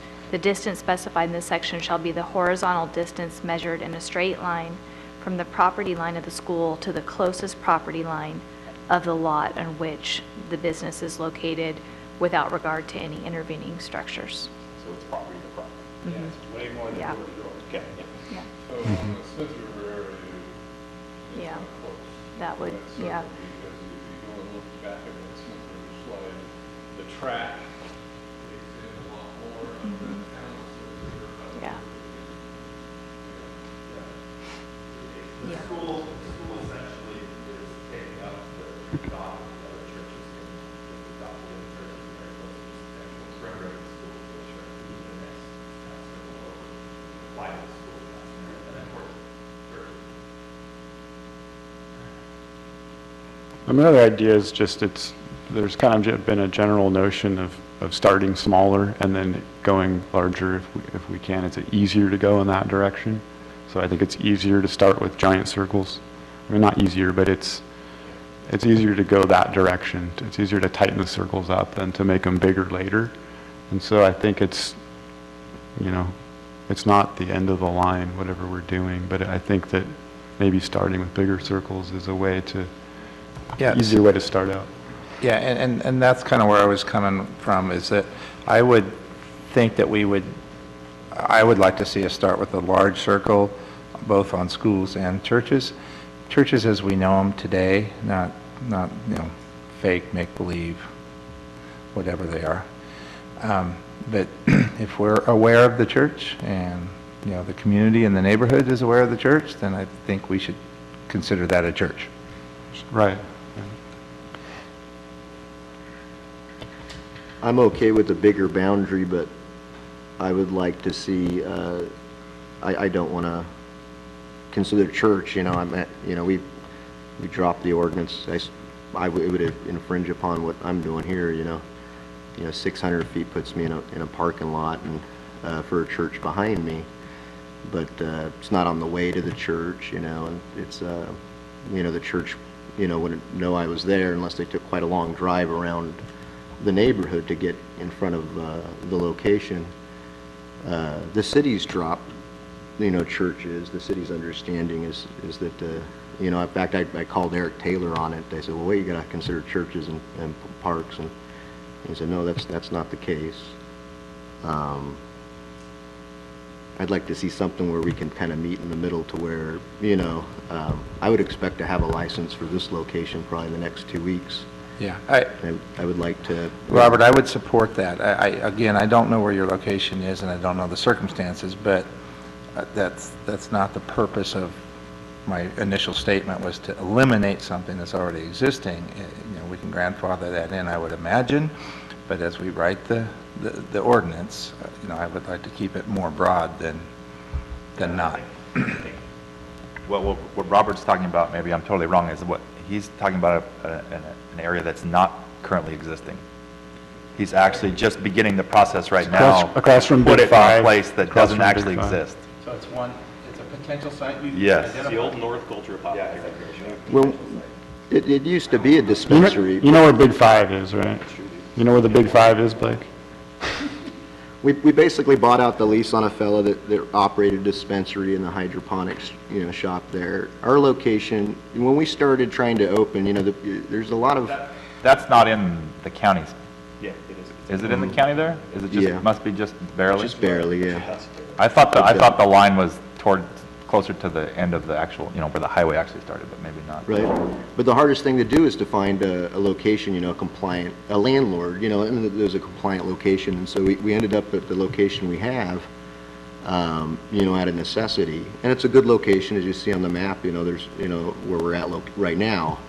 But, it's a very old building, we need to upgrade, our location, And, so, I mean, yeah, I would be amicable to larger zones, especially on schools, if you would be amicable towards, I would expect to have a license in the next 2 weeks, grandfathering in operations that were already there. I think that, there's two ways the group can go, and one is to kind of grandfather in and give deference to people already operating. I think the better way to go would be if the group actually makes a determination, a decision that that's an area where that thing's okay, to allow a smaller distance in that area because that's an area where the impacts are low, rather than that's an area where you're already doing it, so will benefit you. Then maybe have like a 101 corridor standard that's a little bit less lax, or a North Crest standard that's a little more forgiving. In the kind of policy determination that those are areas that can absorb that better than in Smith River. I think that would be maybe a little easier to justify than an ordinance that comes out and we're letting Robert do his thing, but nobody else can go next to him, I kind of like that point of view. Yeah, thanks, Joe. So that's possible, you think, in the ordinance? I think it's possible. Just throwing stuff out there. It'll be different when we actually research things and write it, but yeah. I like the idea of the 101 corridor because, that's less impacting to any school or church, even though it may be, the school or church may be blocks off of it in a totally different neighborhood that doesn't really connect to the highway area. And North Crest is the one piece of property area there that, so what's going to end up happening on North Crest is one side of North Crest that's going to be allowed because the city's going to let it happen. And the other side of North Crest, if we don't think about it, is going to be county and out of the zone. And then you have property owners who are upset because I've got commercial property on this side of the street that you're telling me no, but all my neighbors with their commercial property can do what they would like, so. It'd be interesting to see how the city deals with all the churches. Because the city's going to have, if they're going to have retail and the whole city's circled by churches, they can't do anything. It'd be interesting to see how they approach that in an individual basis. That's kind of what I was getting at in the beginning. I'm of the opinion that I like the 1,000 and maybe even 2,000 foot setback from schools, from state-run public schools or otherwise licensed schools, and I'm a little bit less liking putting that exact same buffer zone on what is a church, just because of it's hard to define what a church is. We just talked about it. There's a little definition. There's an opinion of what a church is, and we view it as a church. But I can get 30 of my friends together and say that my house is their church too, right? Right. So, and the issue is the the conditional church use permits and whatnot maybe helps define that. Kurt, yeah. I was trying to, I guess, again, I understand that philosophy. It's not up to us to decide what is a church. The church is defined by the community. We either recognize them or we don't. And so what I was saying simply was that there's existing churches that are pretty obvious to everybody, including the neighborhood. And so it's not, and yes, you can go do whatever you want with 30 people and start a church. It only takes 3 according to the Bible. So do it. But when that becomes established by, and recognized by the neighborhood, then we would add it to our list. In the meantime, it's really obvious for most of them. Actually, I'm going to say it's really obvious for all of them. I agree. I don't think we need to worry about defining the church. I think the bigger question would be is what does the church think about the impacts? You know, what is it, what are the, so the impacts to a school, a bigger circle around the school, obviously, but churches being only in operation some of the time, maybe not even when the retail operation is out, or maybe the members of the church don't even care or know about it. I mean, so School maybe is that's a factor. definitely a higher concentration of Right. children, which is, I think, where we're trying to go towards, you know, trying to buffer the children away from these things. Yeah, I hear what you're saying, Blake. There's churches are churches. I get it. There's, you know, there's churches that weren't on this map that are literally churches right now that none of us realize was a church. We drive by it all the time, 199, that, you know, Mick Thomas's old place. It's literally a church right now, but nobody realizes it's a church. Now, that's just kind of what I'm getting at. It's hard. It's real obvious what certain churches are and less obvious what other ones are. And I'm just trying to figure out how the county goes about pinpointing these dots on a map. And we've missed some on these maps that are obvious churches, right? And that just goes without saying that, you know, some church members on Sunday may just not leave service and walk right over to the dispensary. I mean, we're just assuming that all church members and churchgoers are anti-cannabis. So I just want that out there. I don't think they are. Well, I think that, you know, churches that we know are churches, like Blake says, they're a church. Yeah. I think the church's diameter circle should be smaller than the school.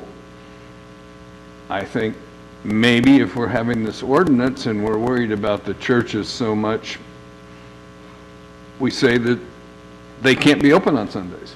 The retailers can't be open Sundays, period.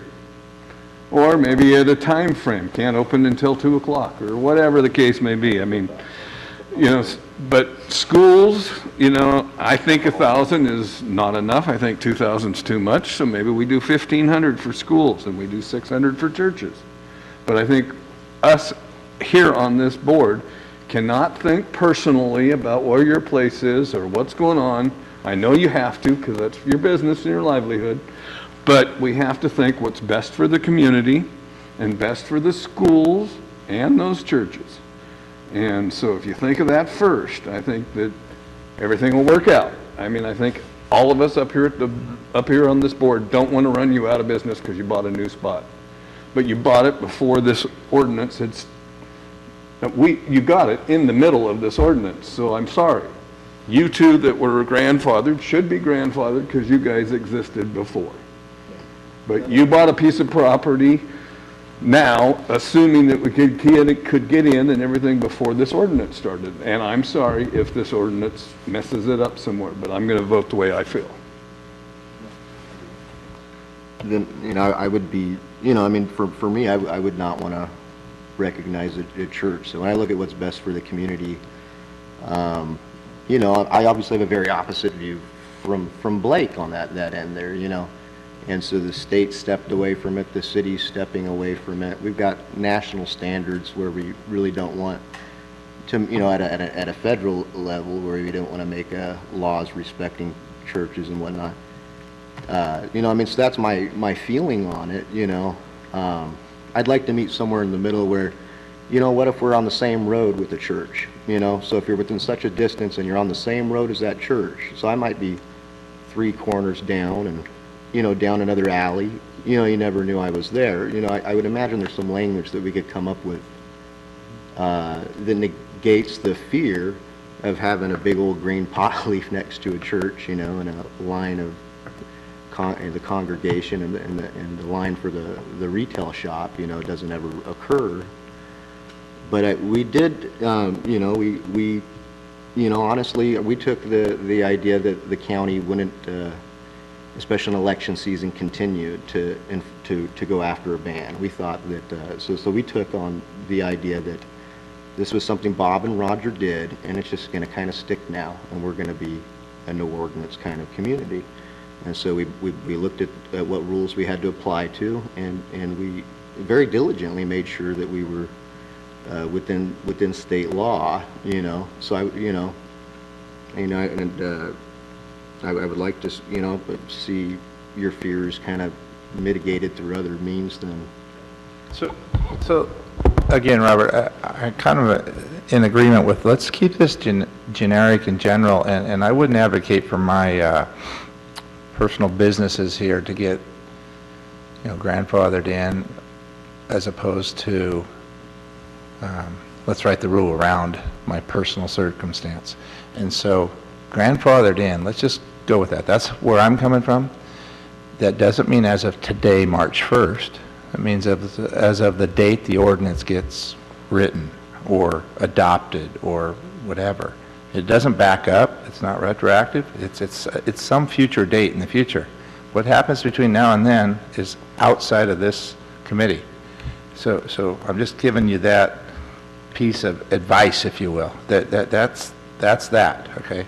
So I agree with Bobby from the standpoint that if we start talking about specific ownerships of one of us and attempting to manipulate the rules around that doesn't seem or feel right. I want to go back to this general attitude that I said earlier when most of us were in agreement. Gee, we have a lot more space or available sites than we originally thought in this community, even with a 2,000-foot zone around everything we can think of.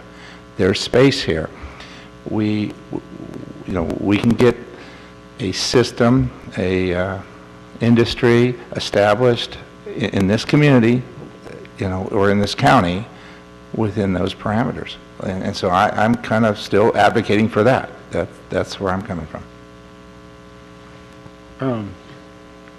Another thing that a lot of other municipalities have created setbacks on, besides just schools and churches, are residential zones. There's more circles.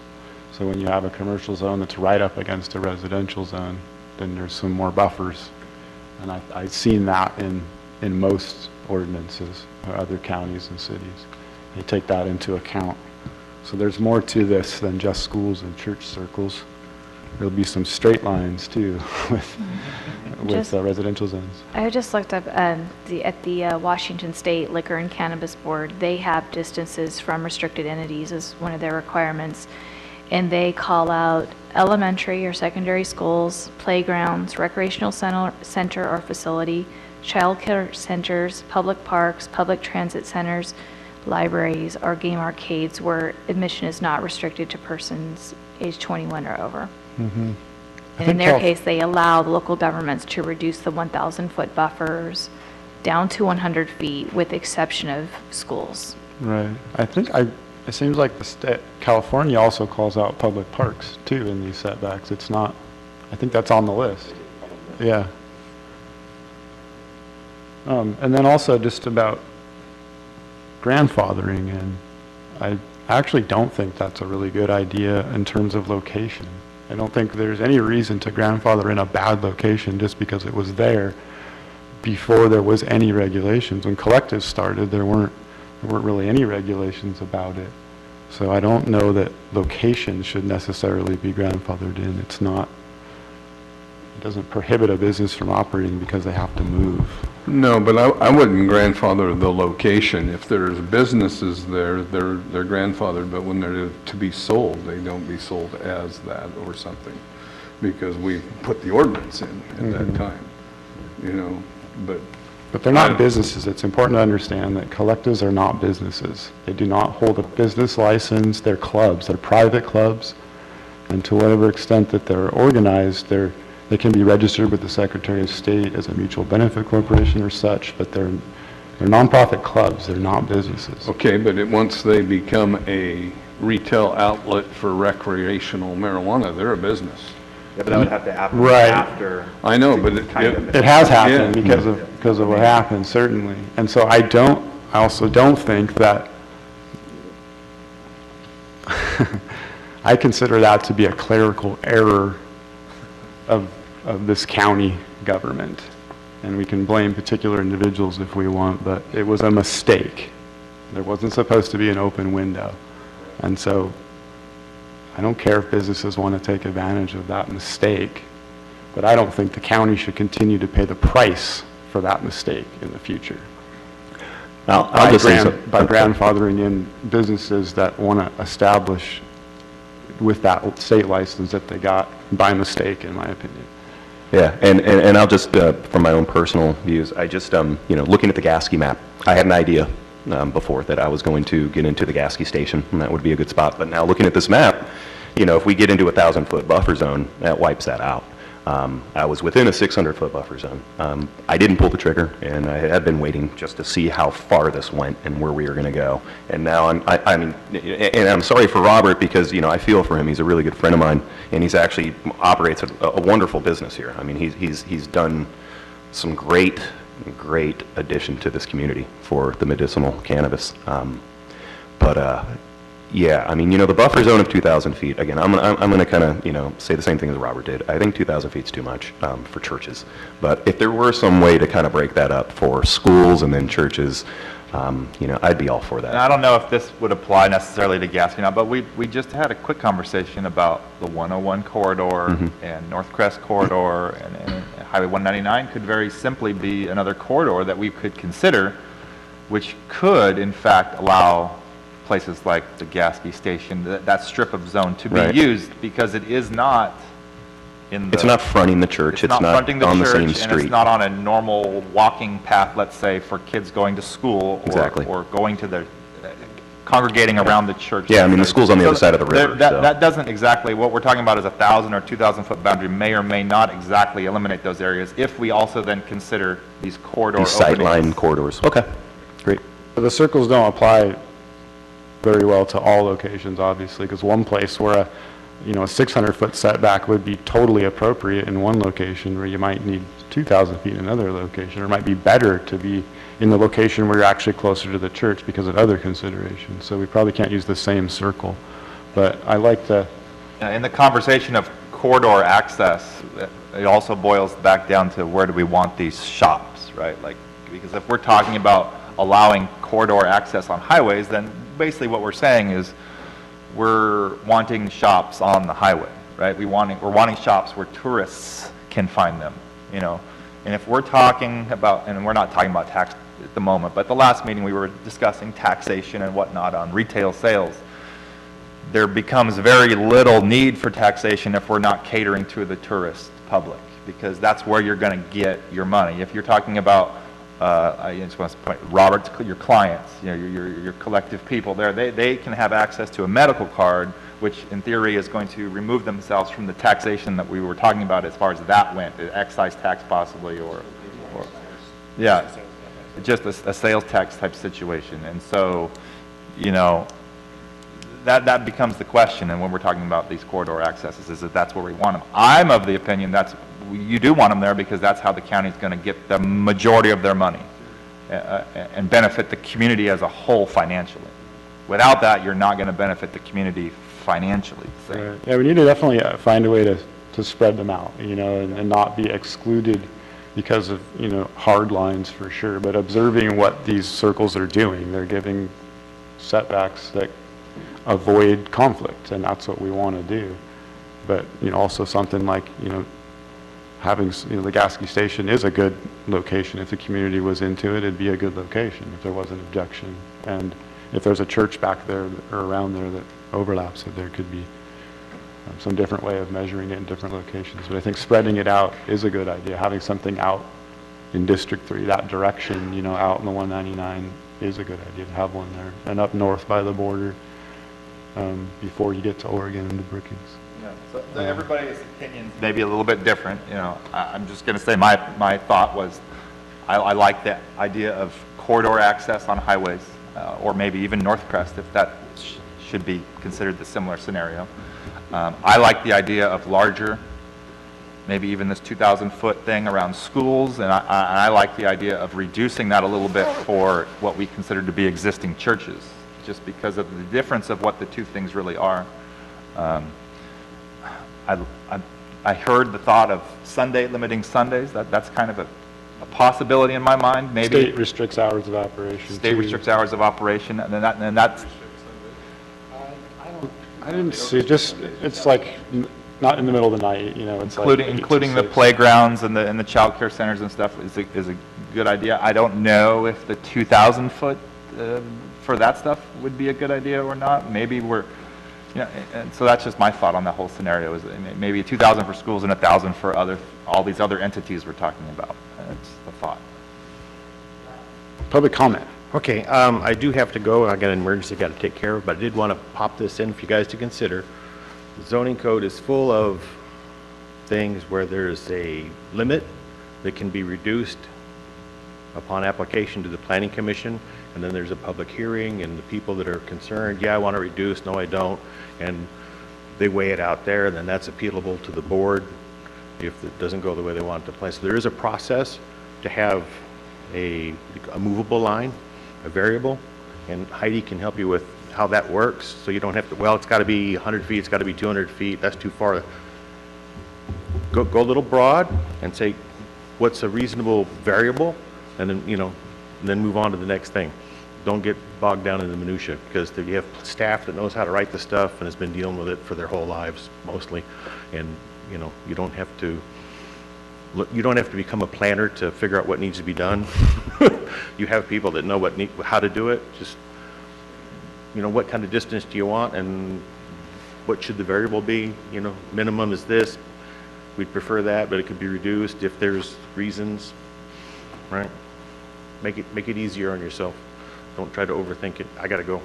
Thank you, Dave. Yeah, I like that approach too. Having bigger circles, so we don't have a create a fight right away, and then be able to individually seek variances or however that works. I know that certain Exceptions.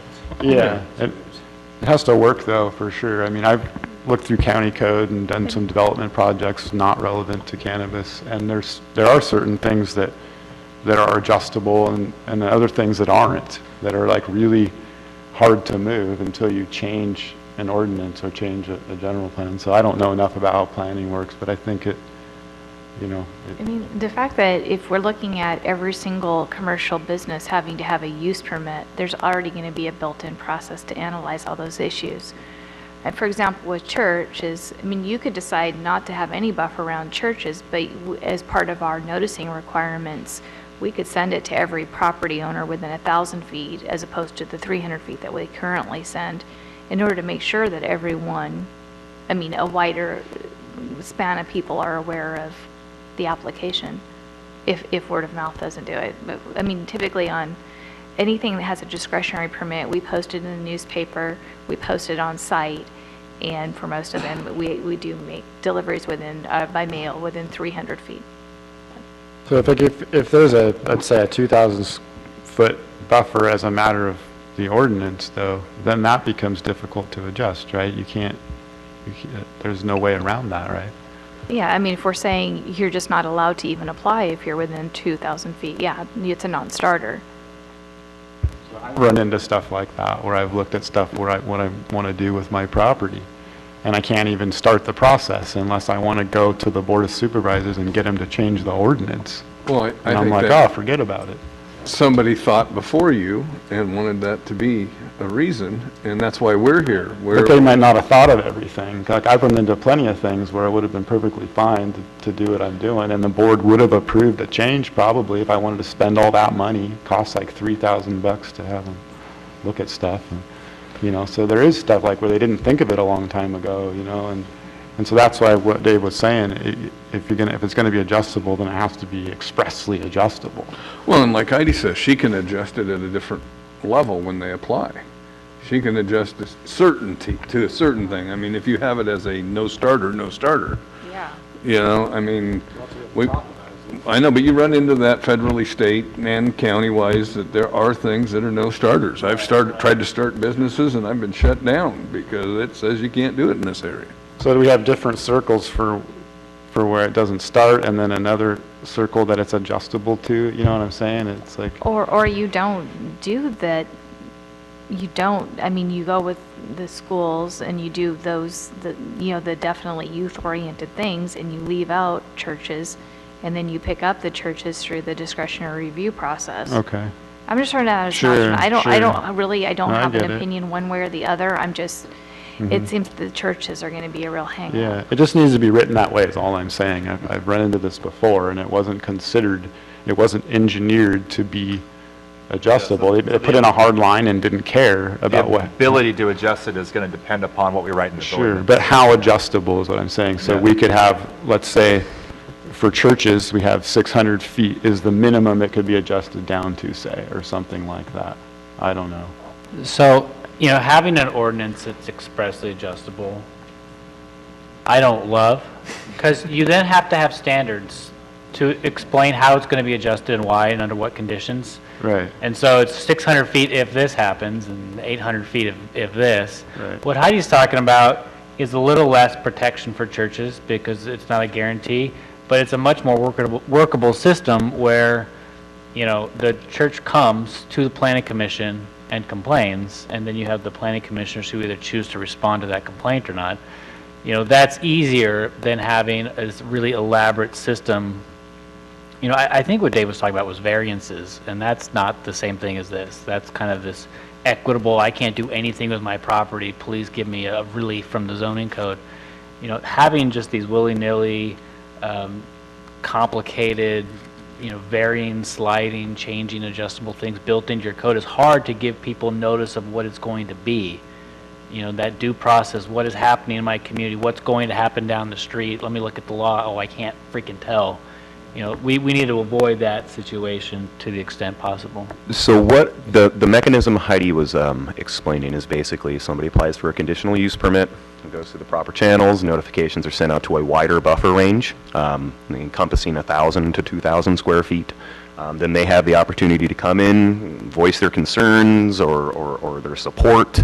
What are the mechanisms for, say if a church, you know, comes to the planning commission and voices their concerns, the planning commission says no.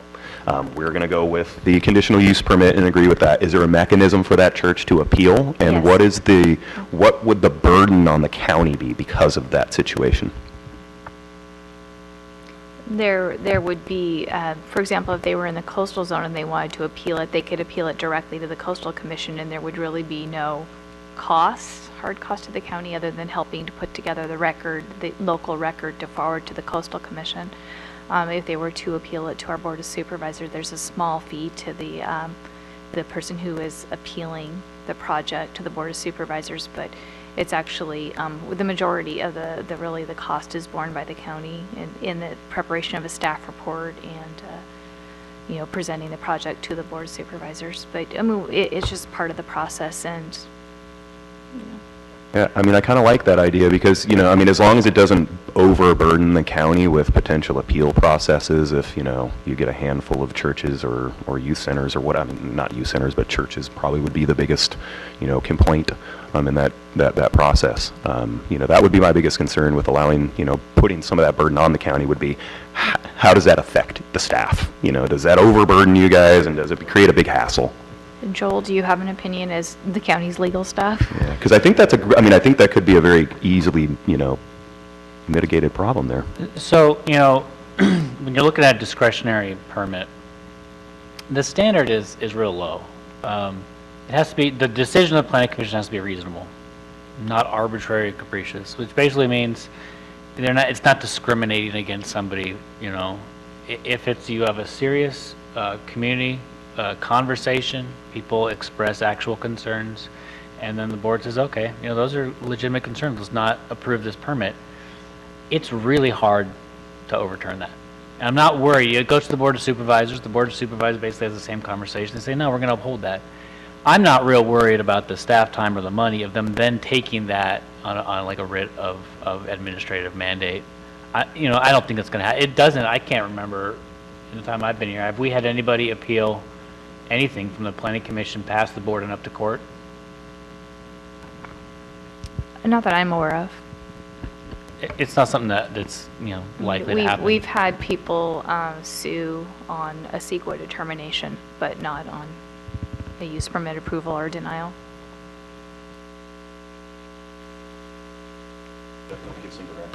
Yeah, so with you know, all these things coming through use permits, it gives plenty of opportunity for everybody to bring their issues to the table and work them out in an individual manner. And I think that we're a small enough community that that's realistic. If we were a huge community, it might not be as realistic to expect that kind of public involvement, but. What we might put into the use permit, and this is just a thought, and we'd have to look at it, but if, as kind of a nod to the churches, as protection to the churches, we write in there that, well, it's discretionary, the planning commission shall consider negative effects to churches, or something like that. And so it's built in there, the public knows, you know, if I'm applying for a permit, I better go get the churches in my neighborhood on board because they have a lot of clout. That would probably be a pretty substantial protection for churches. Starts conversation between people too, because sometimes, you know, businesses open up without actually ever meeting their next door neighbors. Yeah, that's You know, terrible. I think Yeah. that's a really good mechanism. I like that idea a lot. Anything we can do to encourage that kind of consideration first, consideration of the people who are there already, churches or whatever. What do you think, Blake? I'm kind of checking out over here. I got to get rolling, but, you know, it's back to the same speech I gave twice already. There's enough room here. Why are we debating over the nitpicking details and adding bureaucracy to a system that doesn't need any more, even though we are a small community? Right. Why even open up that can of worms? I guess because I would just say, because that's, to me, that's that process, you know, of a use permit and the community being involved. To me, that's golden. That's like the core of democracy. I do agree that the process, concept, the avenue for exemption, for debate, negotiation, that's great. That is good. Right. But I guess, again, from our responsibility, from the big picture, why say, okay, we're going to leave it there? Let's put a number to a church at the same time that we're doing a number to the schools. And, you know, a number of you have said, yeah, you're okay with that, but probably a smaller number. Well, maybe that's the part we should just negotiate over or talk about. But in the meantime, there's plenty of room in this community. Sure. We live in a really large rural county with not a lot of people. Right. That's the big picture. That's kind of why I we're here. understand. Yeah, I don't have a problem with putting a circle around the churches with an actual number. But what about a situation where you had that and you had an ideal location for a retail outlet that was inside that no zone? And you went to the church and the church was like, great, we want you to come here. You know, then what? Then if you had that number, then there wouldn't be any mechanism by which that community, that store, that neighborhood, that church could then come say, we want this store here. We can't have it because it's too close to us. That's sort of what I'm thinking. I don't know, is there an answer to that, or? I believe that would be a variance in that variance, case, yeah. and the So there findings is to a make that system. are pretty. But that's hard to steep. do. That's Yeah, really hard tough. to- This is what I very- talk about when I run in with it's- my place, is trying to get a There has to be a variance. very unique reason Right. why that, yeah, that's not a good planning tool. Yeah, we don't want to count on that one. is what Right, she's so saying. there's got to be a way to protect the churches while at the same time allowing them, if we find a place that's really good, we don't want to have our hands tied and not be able, where we all agree, let's say we all agree, this is the best place for one, but we've ruled ourselves out of it because of a circle that nobody wanted. That's all I mean. I like the approach that we just direct the planning commission to consider churches, because then that also gets us out from under the kind of complicated thing of what is a church. Because then somebody comes and says, you know, we're a church and you should consider us for these reasons. The planning commission can consider, well, you're a house church of 15 people, you know, or you're the Methodist church, right? You know, what is a church, how legit the church, what are the church's needs? All those things are things that can be kind of a compromise in the community forum versus a church is defined as X, Y, and Z, Right. and they have to circle around them. Because I don't want to define a church. I don't want to do it. Yeah, I don't either. That's not Yeah, good. that's what I was getting at. Yeah, that's not our job. It's easy to see for some, Yeah. but it's hard to define for everyone. Yeah, but I don't think we need to worry about that. Church is a church. We don't have weird churches here that aren't churches, I don't think, so. Do we have a distance, is it 1,000 feet between alcohol and schools right now? Or do we have that? Is that the city I'm thinking? I really don't know, because other than those undue concentration, the where they come to us to find out whether or not there's an excessive amount of them within a census tract. We're not involved in those at the county level, at least. So I don't know. And I think Dave Mason had asked me a similar question earlier, and I don't know that answer. Well, concentration is, unless I stop paying attention, is not a thing that we really got to today. I think it was Hayuchi, or one of the maps, there was, you know, a gap between the two circles, you know, and maybe concentration requirement would basically make it so one of those two circles, you know, or whatever. Or, you know, there's 2,000 feet around a school, but then there's 3,000 feet around an existing retail or something like that. And those are, you know, or the, you know, the ABC model where we're looking at the census tract. I don't know what's easiest for Heidi to operate. Some other counties have, I was reading through them last night. I saw 2,000 feet between retail outlets. Something like that, I think, would pretty easily define the density, looking at the maps that we have. Most of the individual maps that we have, that would only afford a couple of them. I think it's a very good idea to talk about, to have this in between retail shops, you know. Yeah, so. Zoning. Several thousand feet is Right. more than appropriate, maybe even 3,000 feet, 2,000 feet. No. They don't do fast food restaurants. No, they don't. Right.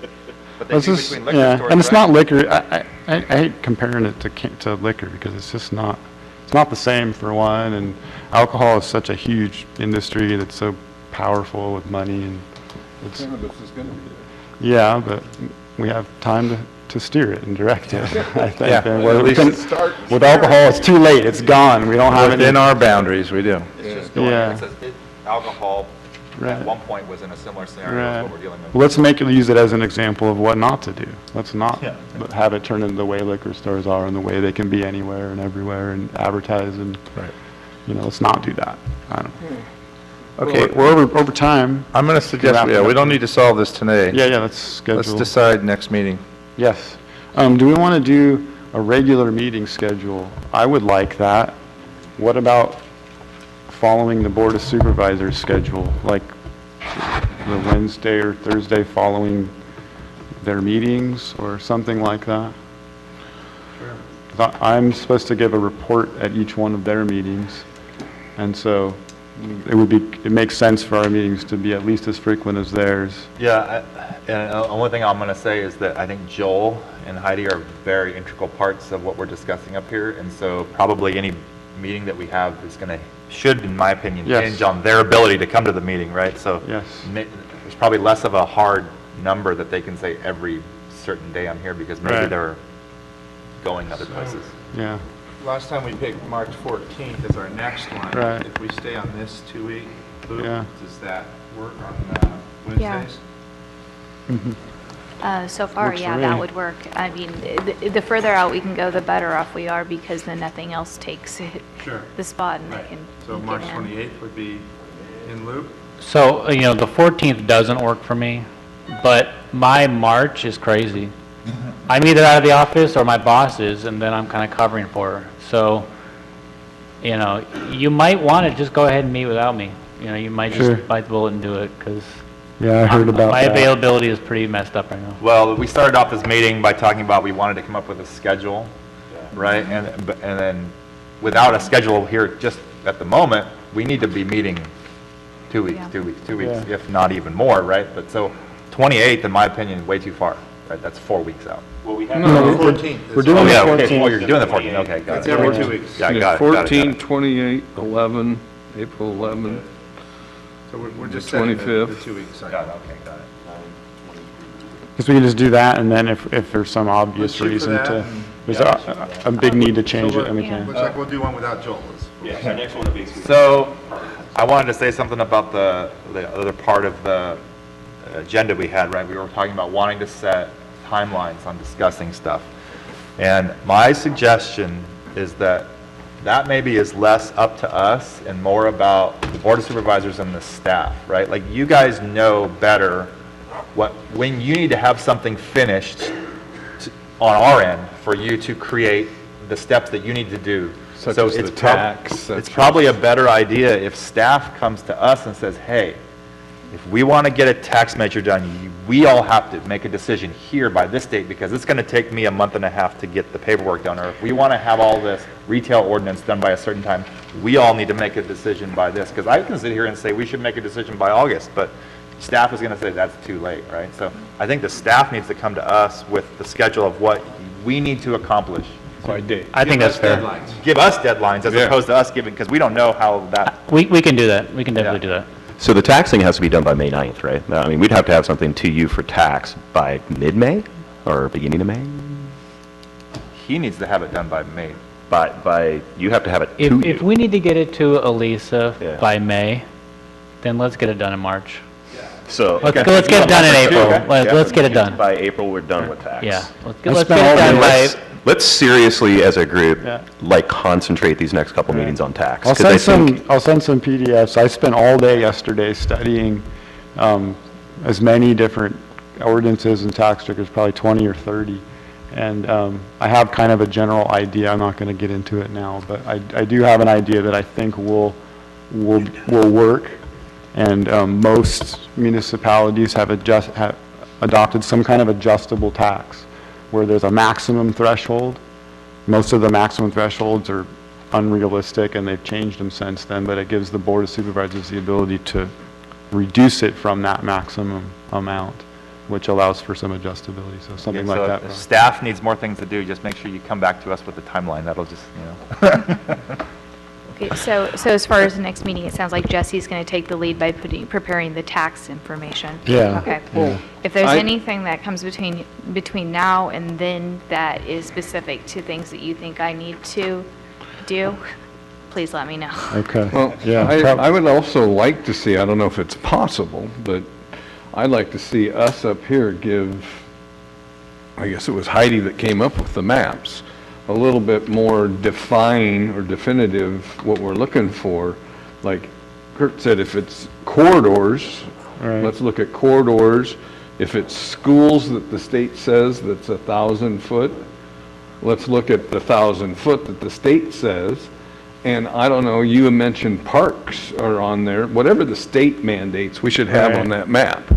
Yeah, we And need to should update know the maps, keep working exactly on them. kind of where we're Yeah. getting to. Do we If- want, and you'd like those for the next meeting also? It's not that we Probably. can't I do think them. We parks can are do them. I supposed to just be want, on I there. just need to know. I think it would be Yeah. extremely helpful, Yeah. even if they were Okay. printed out even, that way we can look Okay, at them a yeah. little more in depth Yeah. than just the And glancing on I- there. I think All that- the things that the state is already mandating, Okay. I guess, and the state is giving the municipality the option to But go now, smaller we're or thinking, though, larger. the state is not regulating churches, though. Exactly, Right. yeah. Okay, so just So what let's the add state. parks, let's add public parks Okay, and residential zones that are adjacent to these commercial zones.